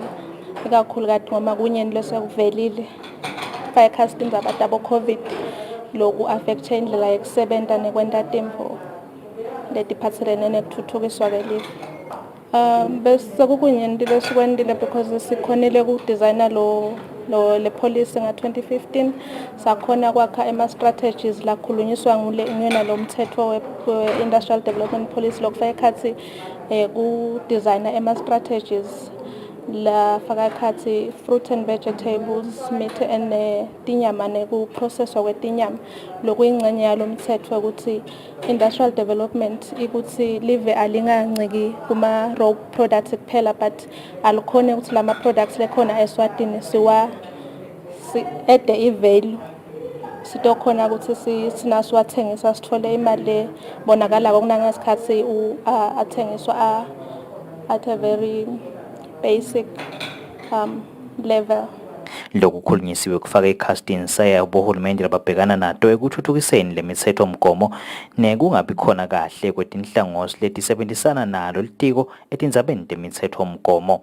Etindzabeni kubika Giyani Msibing se-Mountain Inn eMbabane. Mengameli wenkantolo yekuyendlulisela emacala emkhatsini wemcashi netisebenzi Industrial Court of Appeals Sifiso Nsibande uthi umkhuhlane we-COVID-19 ulethe tinkinga letiningi letifaka ekhatsi kudendwa kwetisebenzi. Nsibande uthi basasebenta kukhona tisebenzi letidendwe ngetinjongo letinye letingahambisani nalo mkhuhlane. Libandla lelingumlamuli wetisebenzi nebaqashi belibambe umhlangano nematiko latsintseka kwetindzabeni letiphatselene nemtsetfo wetisebenzi. Lo mhlangano ke bone isicubulo lesiphatselene nendlela yokusebenta kulesikhathi lesikuso. Lijaji lenkantolo yokwendlulisela emacala etisebenzi Sifiso Nsibande uthi tibetinengi tinkinga letikhinyabete tisebenzi letifaka ekhatsi umkhuhlane we-COVID-19. All issues of industrial relations end with the specialist courts. So that you go to the industrial court, if you're out of CIMAC, you go to the industrial court. The industrial court decides your matter. If you wish to have a review, you wish to have an appeal, you go to the industrial court of appeal rather than go to the high court, which is itself not a specialist court. So the industrial court and the industrial court of appeal are recognized in our constitution as specialist courts. All I want to say in that regard is that we need to decide, or rather the stakeholders need to decide where we are. If the industrial court is recognized as a specialist court, then we need to have a situation where we give the industrial court and the industrial court of appeal that exclusive jurisdiction as the industrial court is given.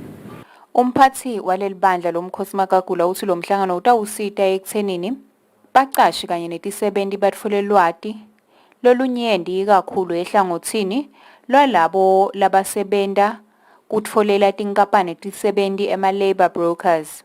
Sinesikhulumi lesikhulumelana nendzaba yabo long labor broker bese kunabo labor consultant. Bo labor consultant lithimba lebantfu lelihamba lirepresenta ema-employees industrial court kaSIMAC kanjalo.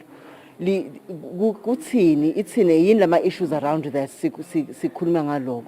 Bese sesiphinza kule same topics nemuntu lo endi research ngalama labor brokers. Lo utasicathatela ukuthi ukhanzene emarket ngoba uyente enhlanhla uyente ngale period yale COVID. Lenye yetinfo letikhulunywa yafaka ekhatsi kubuketwa komtsetfo i-Industrial Act nekubuka ke kwemthelelo we-COVID-19 lokwente ukuthi bantfu labanyenti badendwe. Etindzabeni kubika Sondomlangeni kumathapha. Inkampani yaka-MTN Eswatini seyishintshe isithombe sayo neluphawu lwayo yaphindze yetfola luhlelo lolusha loma-bundles lolatiwa ngatoti nesitifiketi sekuba inkampani lehamba embili kutekuchumana. Lemsebenti yetfule emhlanganweni nebetindzaba ezulwini. Ngenhloso yokuhambisana nesikhatsi nekuthuthuka etinhlelweni tayo kude ingasaleli emuva nentuthuko letiniketa emakhasimende ayo, inkampani yaka-MTN Eswatini seyishintshe luphawu lwayo nendlela libukeka ngayo esiveni noma ke sithombe sayo phecelezi iloko. Yaphinze-ke yethula nelihlelo lusha lapho khona emakhasimende sekangasebenzisa i-internet waya phecelezi i-toti bundles. Le nkampani iphinze yathola-ke isitifiketi sokuba inkampani lehamba embili elihlangothini lwetekuchumana. Meshak Maseko wale nkampani uyenaba ngale misebenzi lemithathu. Ukucala lomkhulu cabanga ukuthi batawukhumbula babukeli nebalaleli ukuthi etinkundleni tekuchumana babonile kugucuka kwale nkampani nendlela lebukeka ngayo ilogo yayo itshintshile. Besitophakamisa lokho ngokusemthethweni sikhulumisana nayo imedia ukuthi MTN kusukela nyalo unemkhombandlela wakhe lokubheka ku-2025 lapho kufaka ekhathi ushintsha indlela la bukeka ngayo MTN. Wesibili kunemhlomelo lomkhulu lesicabhako ngawo siyinkampani ya MTN lesutfolile suthole enkampaneni lenkulu yamhlaba wonke le yendalo umsebenzi. MTN uthole umhlomelo ukuthi inetwork yakhe ngiyona lehamba phambili even la kaNgwane. Lokhu ke singe-MTN akugasithusi into lebesisolo siyati minyaka yonke le kusinje nyalo sesinesitifiketi umuntu nakangakubuta nje ukuthi usho ngani MTN ukuthi une network lehamba embili ukuthi tonke inhlangothi ku internet nasekushayeni icingo MTN uhamba embili. Sithathu ke sesiphakamisa nalenye i-product yethu lensha lapho khona emakhasimende ethu atawukhona kungena ku internet angabi netingabekelwa netinenge. Ungene ku internet uhambe toti kungako nalama bundles ethu siwabite ngema toti bundles atawucala kuba khona nje kule mpelasonto lesiya kiyo. Lelo hlelo lwatiwa nga-toti loma bundle lutawethulwa isiveni luqale kusebenza kule mpelasonto lesiya kuyo. Etinzabeni ngingiyane Msibingi semahlala eKikini House eZulwini. Umphathi welibandla letekuvakasha Linda Nxumalo uthi kuncipha kwetindleko tekuvakasha emkhathini welive leSwatini leNingizimu Afrika kutawenda ukuthi kube melula kungena nekuphuma kwetivakashi kulamave. Nxumalo bakhuluma emhlanganweni nalabo labasita tivakashi ema-tour operators. Litiko letekuvakasha nendzaba temvelo libambe umhlangano nalabo labalayela tivakashi tindzawo ema-tour operators kanye nalomelele live leNingizimu Afrika lapha even Advocate Kusile Siphamla. Mapanelo lomkhulu etiko letekuvakasha khangeziwa mabuza uthi sive asethembe konke uhulumende lakushoko ikakhulu ehlangothini lokuthuthukisa tekuvakasha. I can never emphasize as I conclude on the importance of continued collaboration and constant belief in ourselves and in the government. It may appear like government has failed us in so many ways, but we remain there to provide the service and make sure that we thrive. Umphathi welibandla letekuvakasha Linda Nxumalo uthi uhlangothi lwetekuvakasha luthinzeke kakhulu ngesizathu semkhuhlane ye-COVID-19. You should believe that if the cost of travel is reduced to a reasonable level, we will have more tourists flocking in from South Africa, from the region, and also from the international market as well. Most of our source markets, we are seeing a slow increase as the travel restrictions are being lifted, but it's still not. It's nowhere near where we want to be. And when this whole thing happened, Your Excellency, some of our partners had bonds to pay. You know, so it has been a reality that we have been the hardest hit. Lonxuselele Ningizimu Afrika kuleli Advocate Kusile Siphamla uthi kuvulwa kweligede lengwenya ukuthi lisebenze ebusuku nemini kulikhulisile lizinga letivakashi letingena lapha eveni naleto ke letingena eNingizimu Afrika. Etinzabeni kubika Sonto Mlangeni eNokwane. Tinkampani temahlathi eshiselweni tibambe umhlangano sikolo wokuthola imasu yokunciphisa kwebiwa kwetihlahla kanye nekushiswa kwemililo. Lokhu kuvetwe ngusomahlathi wenkampani emahlathi eshiselweni Patrick Dlamini. Lo mhlangano sikole bewufaka ekhathi tinkampani temahlathi esifundza saseshiselweni, libandla lekuphunga tehlakalo kanye nemaphoyisa embubeni esive esifundza saseshiselweni. Somahlathi wenkampani yemahlathi yeshiselweni Patrick Dlamini uthi umnyombo walo mhlangano bekukutfola emasu ekwehlisa bucala bekwetshiwa kwetihlahla ikakhulu uhlobo lwethimba lolwetshiwa ngesikhathi sasebusika. Dlamini uthi lokunye labakukhulumisile ngemasu ekwehlisa imililo emahlathini. Lesikubonile abantu labanenge bebathatha ngazuthi lihlathi indzawo nje noma into letimilelapho la fanele umuntu nafisile kungena athathe khona angathathela ngalokungekho emthethweni but ngokufundisana lesesikwentile nyalo siyakholwa sikutawehlela bobonke nalabaphathi kakhulu la police force itasita ukuthi yendlusele mhlambe ku force lenye ukuthi uma sitocomplaina sesintshontshelwe tigodo bangasithathi for granted like lukhuni singaze siyeke kuqala leli mqoka mhlambe kunemede enzayo letsite silandzele indzaba yeligodo nje kani kithi sisuke sideposite imali. Umphathi welibandla lekuphunga tehlakalo kuleli Russell Dlamini uthi libandla lekuphunga tehlakalo litimisele kubambisa tinkampani temahlathi ekuthenini imililo yehle emahlathini kanye nekwetshiwa kwetihlahla. Ngale kubambisana kwayo yonke imimango netinkampani ekuthini kulwe nemililo. Thina sibaka disaster sibuka ukuthi i-localized disaster risk management njengalena nje and kuyakhanya ukuthi naletinye tifundza bangabe bende kahle kakhulu nabo nabangacinisa luhlelo lwenjengalo nathi futhi singendima isibonile ukuthi sisebenzisana kahle kakhulu nabo.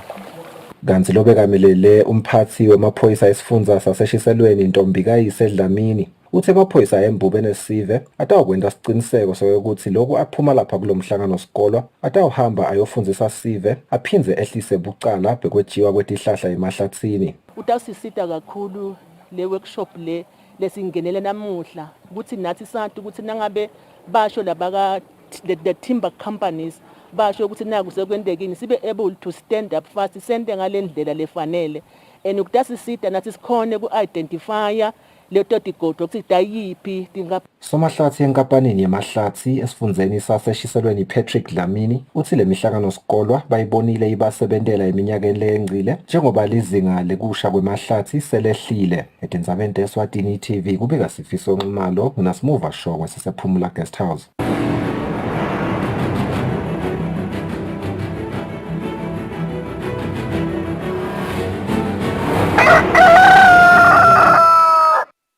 Kutemidlalo abadlali abathathu belikhethelo lemidlalo yosibhakela lekungithabiso Dlamini Zweli Dlamini kanye nabafo Dladla bathi kuthola lithuba lekuya kuyodololonga eveni laseNingizimu Afrika ePort Elizabeth emalanga lacishe abe ngo-14 kuba sete kakhulu njengoba kuphinze kwabanika lithemba lokuthi batawukhona kumelela kahle live laseSwatini emidlalweni yema-Commonwealth qualifiers. Labadlali labathathu bebakhuluma ngesikhathi bachubeka nemalungiselelo abo ePort Elizabeth kanti kubheke ukuthi babuye kuleli kulembela sonvo.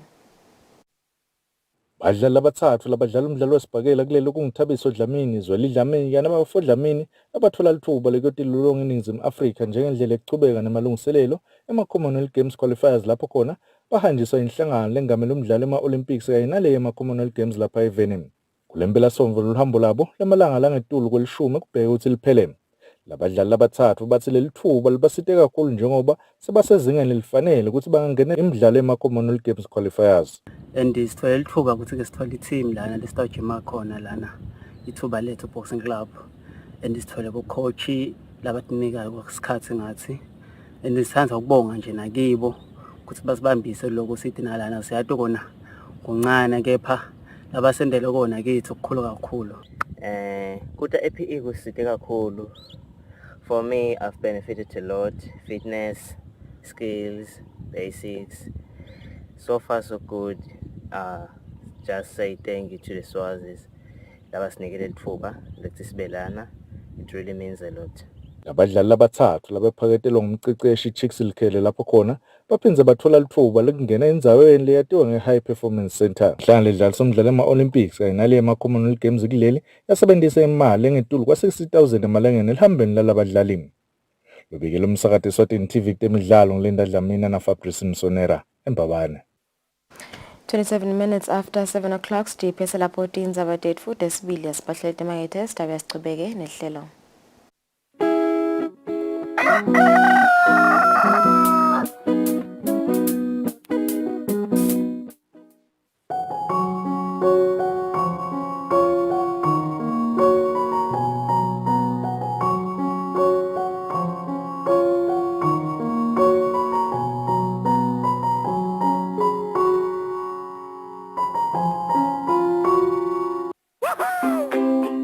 Pay your TV license quickly and easily with MTN Momo. Simply dial *007 *3 hash and select option 8 for TV license. Enter your national ID number as your reference and the amount you wish to pay. Then enter your PIN to confirm your payment. Once your payment has been made, you'll receive a confirmation SMS of your payment. If you're a first-time payer, you get another SMS for your TV license. So legalize your entertainment from the comfort of your home. Pay your TV license the easy and convenient way with MTN Momo. Everywhere you go, MTN.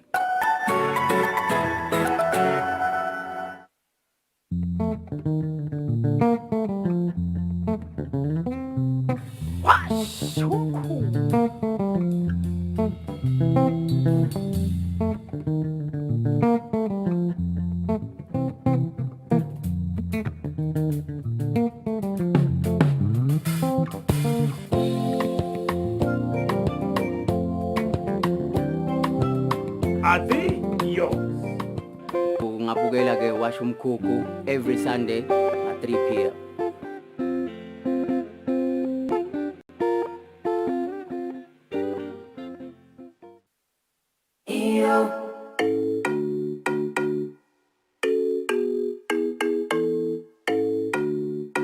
Your favorite music show is back. We're bringing you the hottest music videos and live studio interviews with your favorite celebrities. We're giving you a front row seat to the latest fashion trends as well as your weekend gig guide. Join us live on social media and call in to send in your shout-outs. Catch This Weekend Eswatini every Friday at 5:30 p.m. live on Eswatini TV.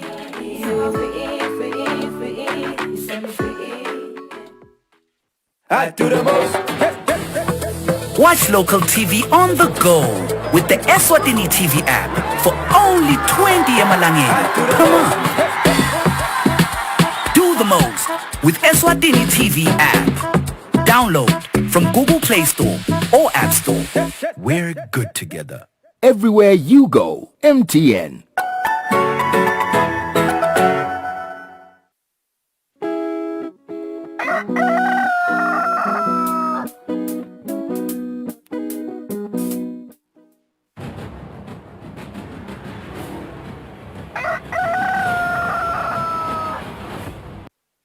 Right.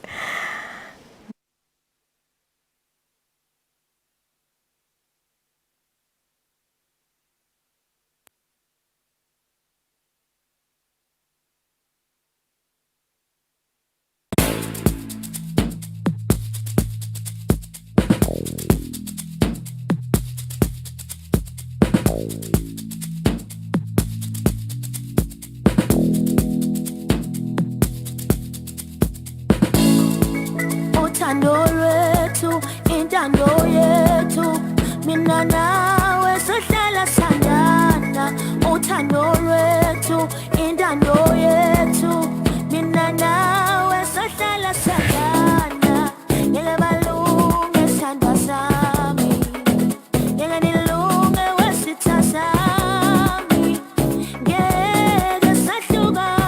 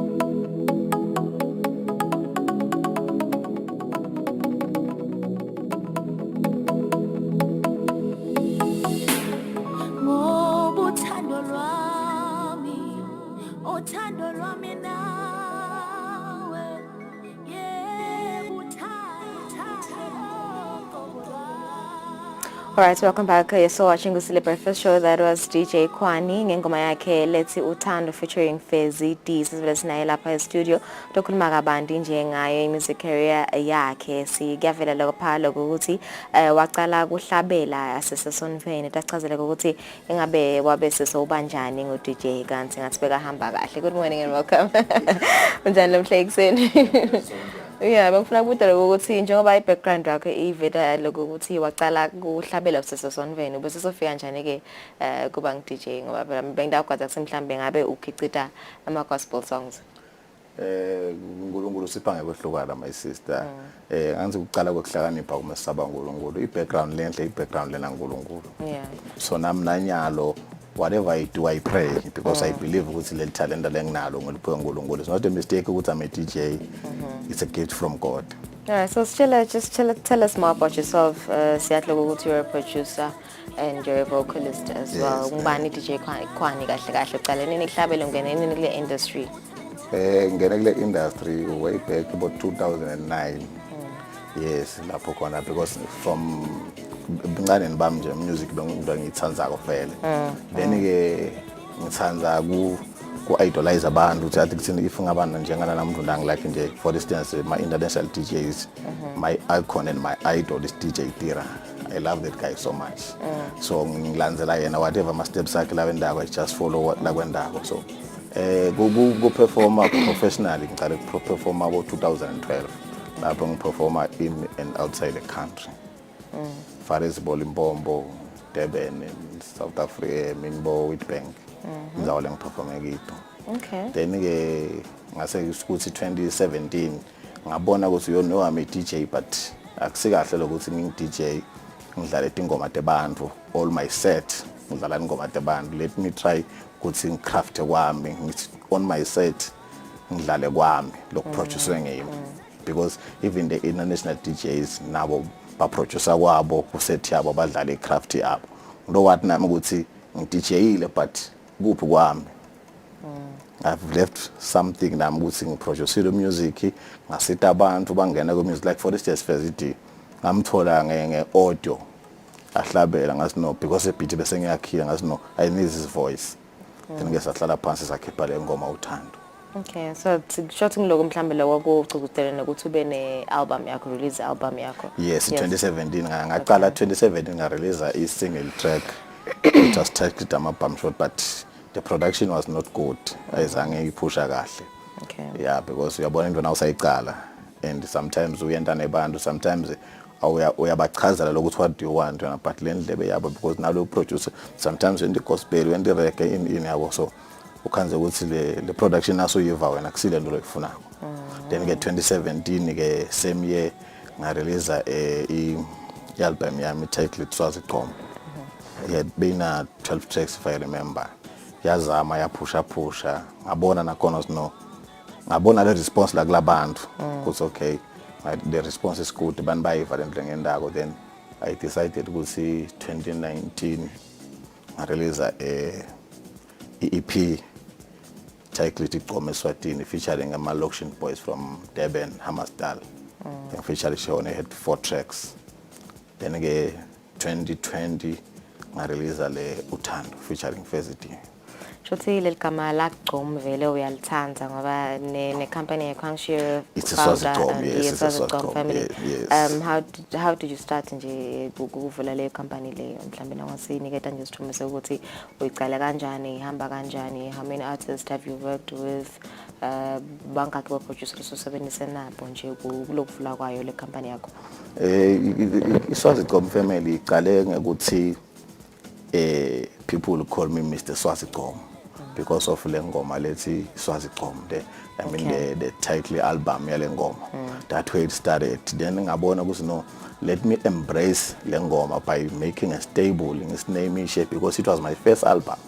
So ngiyayithanda kakhulu ngeke lokuthi kwangenda ukuthi even my stable ngithi Swazicom family, not ukuthi you are playing Gqom music only. I've got different genres. Ma DJs la ma genres ehlukene kule family. Kunema vocalists, kunalabashaya hip hop, kunalabashaya amapiano, kunalabashaya Gqom. Lot of artists I'm working with. Okay. So kule single lo release nga 2019 wasebenzisana nema Lotion Boys in South Africa. Yes, from Hammersdale. Because ngawathola kuma ones and twos. Ngase siyatholana through social media. Then we hook up ngahamba ngayiDurban sa record le EP. Okay, so benjani nje le experience le ukuthi usebenzisana ne-artist mhlambe yase Northern Africa for a change athi artist la Eswatini. Yes. Bekanjani nje ukuthi mhlambe wathola an exposure wakhambela kanjani nje?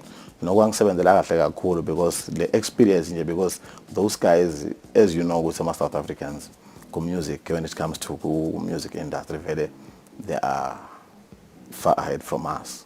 So lokusebenza nabo to me kwanginika a lot of experience nakwekuthi those guys they make me understand ukuthi ku music I can't be kwani alone. I need to work with a lot of people so that can make me ngiqhubekele phambili yabona. So bang advise a lot of things the exposure banginika nenzawo ukuthi you can go and play and have that wonderful experience ukuthi oh a DJ from Eswatini is playing in this gig nami ngangijabule yabona. Yes. Okay. So njengoba nje umnyaka sovele uqalile umnyaka wa2022 athi nama plans akho as DJ Kwani. You know, idimo nje ufisa kutenda musically kule industry ufisa ukubona ucetha ini nje kulo mnyaka wa2022. Kulo mnyaka wa22 my plan again is to release another track. That are more powerful. I'm in the studio and working putting keeping ingoma letaba more than this one. Yes. So lena I released last year. I released last year. Okay. Yes. So basically, you know, feedback from Bambo after watching the video and listening to the song. No, bayijabulela kakhulu but even now uma ngise stage ngidlala beva ngathi nami ngiva ngathi angadlali enough if angayiplay angayidlali ngoma. So the response was very good. Okay. And it's ngiyayijabulela response eMaswatini ukuthi yathi ukuthi eMaswati I support into nalokuthi ngicabanga ukuthi lokwenta abajabule ukuthi it's our craft the production even the visual production yendiwe khona la Swatini. Yes. So ngifuna ukubuta nje ukuthi because lamanye ama artists vele abanako loku abanako kusho ukuthi iCovid labanye basetile labanye mhlambe balimete kakhulu in terms of kukhicita music and labanye bathi basetile because they had more time base studio. So ngifuna ukuva kuwe ukuthi for the past 2 years nje solo kwabanayo le COVID ingabe vele mhlambe ukhonile kukhicita more music iklimate noma iklimatile limate kanganani umkhuhlane COVID-19? No, iCovid is limited my sister because uma release our music sikurezela abantu to go and perform. If also release the music uhleli nawo ungawuphi noma abantu bangawulalela through maybe ngama downloads and what but the performance they need the performance to see the person live performing the music. So lo 2 years one you are not being booked good ama bookings no events no what. You release the music uhlale nawo udlale 2-3 times emsakadweni sebawuyekela but uma wathi ukuthi I'm going there people batangibona and have that experience mhlambe ikadikwani lengoma yakho yothando. For instance nje ngathola invitation in Witbank for this song uthando kunemshado Witbank. Okay. Ushade Nkosi eMandebele I went there to perform because bayibona through internet. Okay. So if bekunale COVID is stiff sekuthi bese kureleziwe ngakhona kuyo perform so uyabona ukuthi kube there wasn't COVID ngabe ngiperforme kangaka this song ma bookings ngabe mangaka le ngoma so kahle kahle iCovid vele isibulele ngibulele so bowutiphilisa kanjani njengoba usho nje nyalo ukuthi at least bebahle bakubita kuma weddings uyo perform ama weddings ngidiphle nye indlela bowutiphilisa ngathi because lamanye sibabonile mhlambe bebafaka imikhicido yabo ku social media ngabe ngidiphi indlela wena bowutisebenzisa ukuzama ukuthi ukhona iphila nawe as an artist? Ukulukhonyanyana my sister nami ngisebenzisa yona le social media. Okay. So game of music ngiyawuthanda it's a side hustle but I'm working I'm permanent employed. Okay. But I cannot say ukuthi ngisebenzaphi. I'm permanent employed. The music I love music. I'm fortunate ukuthi uNkulunkulu blessed me with umsebenzi. And angiblessile uNkulunkulu nemsebenzi waphindwa ngiblessed with a beautiful talent entertain abantu baNkulunkulu. Yes. Sebangakhe nje bamvula basitile nje nawe mhlambe kuba kongenisa kule industry because ushito ukuthi usebenzisane nama artists naba producer abaningi sebangakhe nje mhlambe lokho nekubasita ukuthi nabo balithole lethuba lengena kule industry nabo bashine njengoba abafuna shine. Banenge my sister but ke iproblem lekhona ukuthi labanye bayangena kule industry with unrealistic expectations. Uma bafika la industry bakhanze ukuthi kunetinto leti likhuni khane bese ba drop out. Bayiyekela. Kuba yini etimbethi likhuni yini nama challenges? Mali. Imali kude le mali noma. Uyathi ukuthi emhlabeni kunanako lokuthi no matter how good you can be if you don't have connections you can't make it. Yeah. Ngathi noba ngiyibeka kahle. Uyibeka kahle iyefakala. Alright, naswa kakhulu DJ Khwani kubona silamhla ekseni. Si besikhumsana naye lapha DJ Khwani long with DJ walapha Eswatini nengoma yakhe lethi uthando featuring Fezi D. Especially temakethe nasibuya sabe nalinda sida khuluma temndzaba temidlalo.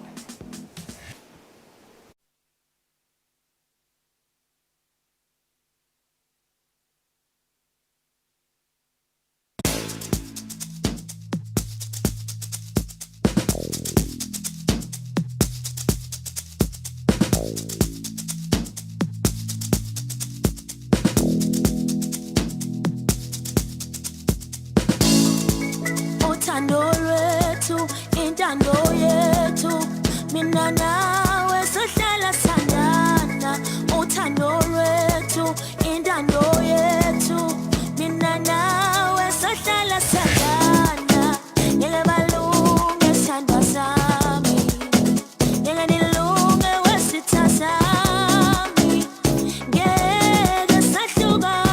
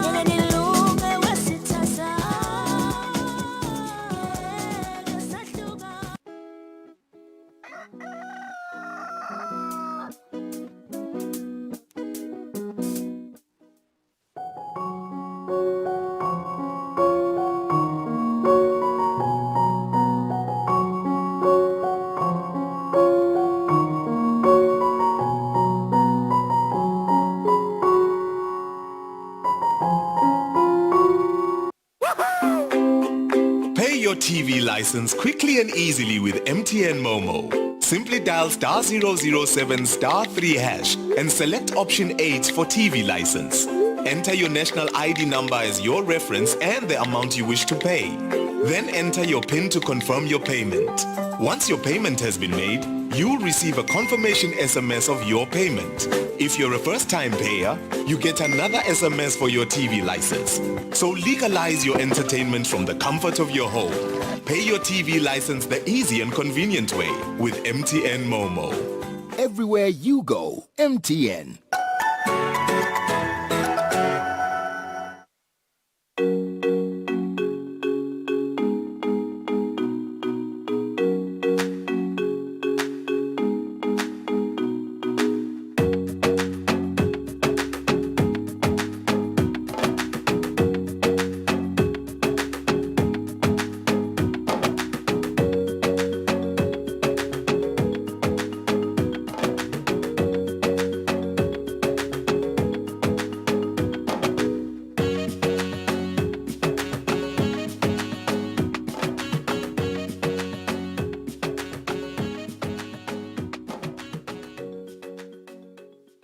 I do the most.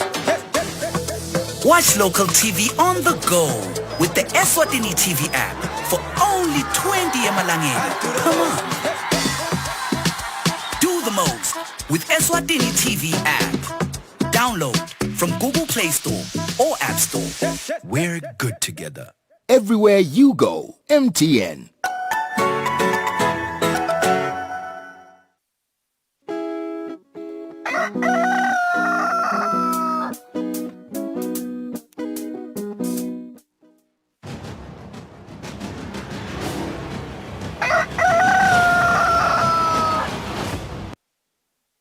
Welcome back. Solo buela hlelo kusile breakfast sivusele nawe lo sanza kusivulela kulesikhathi sitabo leto temidlalo leti tabe etendeka kule mphela sonto nentsathele efete emidlalo Linda Master Dlamini Morning Master sivusele sikomukele this weekend kutabe kune tacball tournament siyadluka ukuthi solo iyachubeka vele imidlalo yayo tacball umdlalo lo navele lo sematheni kulamalanga kakhulu kade lapha ekhaya Eswatini si indlela singayibheka mhlambe kule tournament ngiyavusela lulungivusela nabo babukele malwel viewers uteka indzaba ye tacball club competition ito ma teams say in round 2 about 2 weeks ago kwacala round 1 onke lama teams la ngaphasi kwale association ya tacball ayadlala i-tournament yawo about 9 teams la khona la registered kule tournament le so ngicabanga ukuthi this tournament ngicabanga ukuthi ibuye nebadlali labasha sibona abadlali labasha labancane futhi nabo sisi bangeka sisi ngayibuka tiyajabulisa kakhulu lo babona ukuthi bayafuna ukudlala le sport but ke ngiyabona motivation lenkulu ukuthi this year kutaba nema qualifiers World Cup yabo sisi so ngiyabona lo why babe motivated ekungeneni but nje ngicabanga ukuthi sport lesikhulako lesikhombisako lisasasa lelihle kakhulu yeah benza safuna ukubuda nje ukuthi ngabe vele master bamfu sebayasemukela invele sebayasithanda sebayasunderstand into ukuthi because swayele nje ukuthi vele ibhola yakhahlelwa khandla takho nelitafula ingabe vele mhlawumbe nje reception from bamfu besides le mafu matana lamaningi lasangenele bathi nje ngicabanga ukuthi liningi kakhulu bamfu bawuthanda kakhulu umdlalo ku bengise Olymp Africa about a month ago go siyokhuluma nje indzaba tase Olymp Africa nangithi sengibona ke one of umphathi waseBlembe le village yaseBlembe wathi ngiyakwati man ngicela ubuye lana sihlebe safike sakhuluma wangibuta ngetechball wathi mhlambe nginelwadi nalo ba interested kutechball kwathi ngakusasa ngathola licingo futhi enhlangano bathi bacela baxhumanise nabantu baka-tecball ngabaxhumanisa nabo-president wakhona baka-tecball so ngicabanga ukuthi lonke le live siliyaqala le sport senaba bekusport lesibe siyefika vele because nasemhlabeni siyefika but ama-teams incumbi nawubuka e-Europe basebenzisa sona for warm-up basebenzisa sona for ku-improve i-technique so ngicabanga ukuthi siyabasita kakhulu badlali. Okay. Nasi lesinye sport naso chess nayo nje lesinye sport nje besingacabanga ukuthi mhlambe nathi la eAfrica singasenda sibe sport vele sizidlale vele nama tournaments yes nama championships ngoba sijaya nje ukuthi umdlalo nje lo yabo yes so nyala kucala ama championships angisho kucala yes so yini nje mhlambe lesingayikatha i-chess siyakhumbula ukuthi nabo babe nesikhashanyana ukuthi bangadlali uyakhumbula ukuthi nakubhetfuka wona umkhuhlane we-COVID-19 i-chess because nihlala nibe nobabili nibukane uwema ke lo mdlalo kwangadlali about a year then last year kwaqhamuka imidlalo labayidlala khona virtually but this year ma-national championships ma-national championships sathi ukuthi every association nakudlala ma-national championships iba competitive kanganani leyo tournament leyo iyaqala ke namuhla iphela ngelisonto metro nje namuhla by 8:30 utabe aqala anakuza adlala inakuza igame eqala so vele nami nje nangiphuma la ngamatubane nako ngibheka kamanzini but ngicabanga ukuthi i-chess inayo iyakhula kakhulu nawubuka ukuthi inombolo debamvu labayingenelako every time kune tournament kuyakutshengisa ukuthi lo mdlalo uyakhula net uphathanyiswe nje because le speed labe basasibambile uphathanyiswe le COVID but ngiyethemba lokuthi batawubuya la kule national championship batawubuya babe baningi. Okay. Alright, so lo nyele singagatha nje this weekend ngiyomdlalo weLeopard na Pirates sibonile ukuthi last week iPirates Leopard akadlali kahle neqembu lase-Algeria but singagatha nje this weekend Pirates neLeopard. Kokuqala nje Lulu angishona ukuthi iLeopard bekumele ukuthi le game ihost ekhaya la khaya but ngetizathu futhi ukuthi site stadium iRoyal Leopard ihostela igame Cabo Pirates eSouth Africa. But ke mhlambe ngalothi kunsonzelene naseSwatini eMbombela. Siyathemba ukuthi ibitaba motivated. It's so unfortunate lokuthi kude ama fans kanzi ngalanga kithi bekata iyabona bekata bakhona lama fans. Lengicaba ukuthi le game yona iRoyal Leopard ihambile udlala neJS Sora yakhala phasi ngemagoli ema penalties omabili but nawubuka le ndlela labadlala ngayo ayithusi kakhulu angisho kanjalo against Pirates nje mne ungetwa mangala wena nayi draw or maybe 1-0 win. So ngiyabe kudaba nemthelela longanani nje masiloko ukuthi iLeopard mayidlala bebede ama fans mhlawumbe lo kudaba phatamisa yini kakhulu. But ke Lulu as much as sithi siyakhala thina ngalothi iLeopard awasimanenge vele but if bekavunyelwe South Africa ama fans Orlando Pirates inawaye ama fans bestawulimala so for me i-advantage ye-Royal Leopard lokuthi kude ama fans eSouth Africa la kithi ngiyathi ukuthi eMaswati inqumbi bekatawuta atobukela bekatawuta yes bekayita supporter iRoyal Leopard kodwa siyathi ukuthi ibhola eSouth Africa bayilandzela kanganani bambala khaya so nabo labe Pirates bebatakuda laba 5 Pirates labahlala khaya so advantage Royal Leopard. Yeah. No, shothi mhlambe sethemba ukuthi itawuhamba kahle this weekend.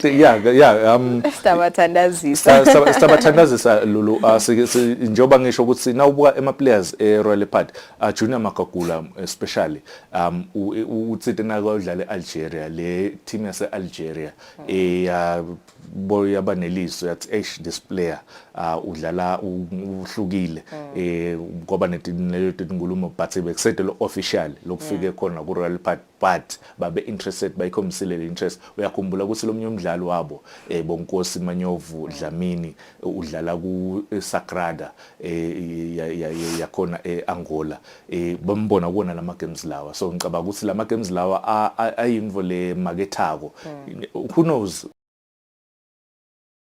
Pirates ingamsayina 1 or 2 players from iRoyal Leopard because bakhona labadlali abayiquality ukhuluma bo ama defenders bomaqhawe ukhuluma ngabo bo Junior Makagula boThabiso Mankokwana so ngicabanga ukuthi if tinvo thambe kahle batawu bangakhona ukuthi bamaketheke right no sibathandazisa sengibathe Lulu sengibathe utanga Arsenal waphela Arsenal ebusuku ngosi yami yabona Lulu Asikhuluma ngayo 2 minutes nje sengidiscuss. But itolo iArsenal bedlala neWolves ekhaya ngiyakhumbula ukuthi 2 weeks ago bebadlala away neWolves yadraw khona lomnye umdlalo weWolves lwathi iArsenal icelebrate ngathi iwine ileague itolo ke iArsenal igcine winile beyidliwa 1-0 but late winner from yena Alexander Lacazette yawina Arsenal bafuna kubuyela ku-Champions League for the first time in 5 years so lobagcina ku 2016-17 so ngicabanga ukuthi if batawukhona qualify ku-Champions League ema players lamancane la njengabo Saka Martinelli ngekateke tindzaba tekhamba finally i-team yeArsenal idlala with timiselo.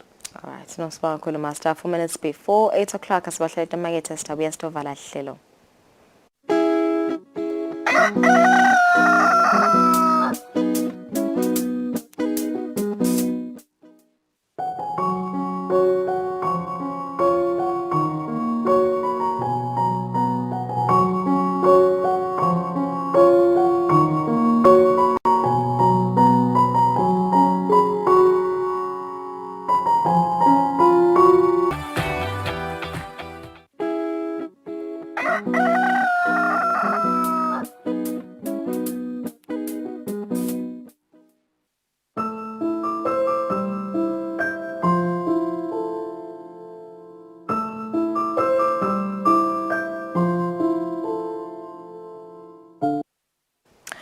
All right, it's 2 minutes before 8 o'clock. So lasani kumbuta ukuthi nisithumelele leyo milayeto ye story sene sokuthi nahlangana kanjani naloyo lenithandzana naye. Niyasichazela ukuthi nahlangana kanjani senesikhathi lesinganani nithandzana as we celebrate the month of love here on Eswatini.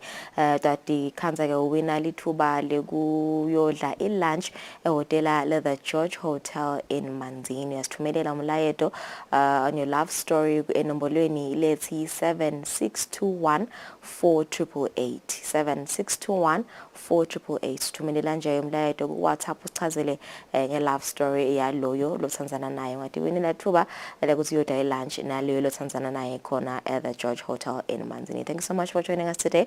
Sisemthini bane phela son for lenhle nalebosesekile nisale kahle. We'll see you on Monday.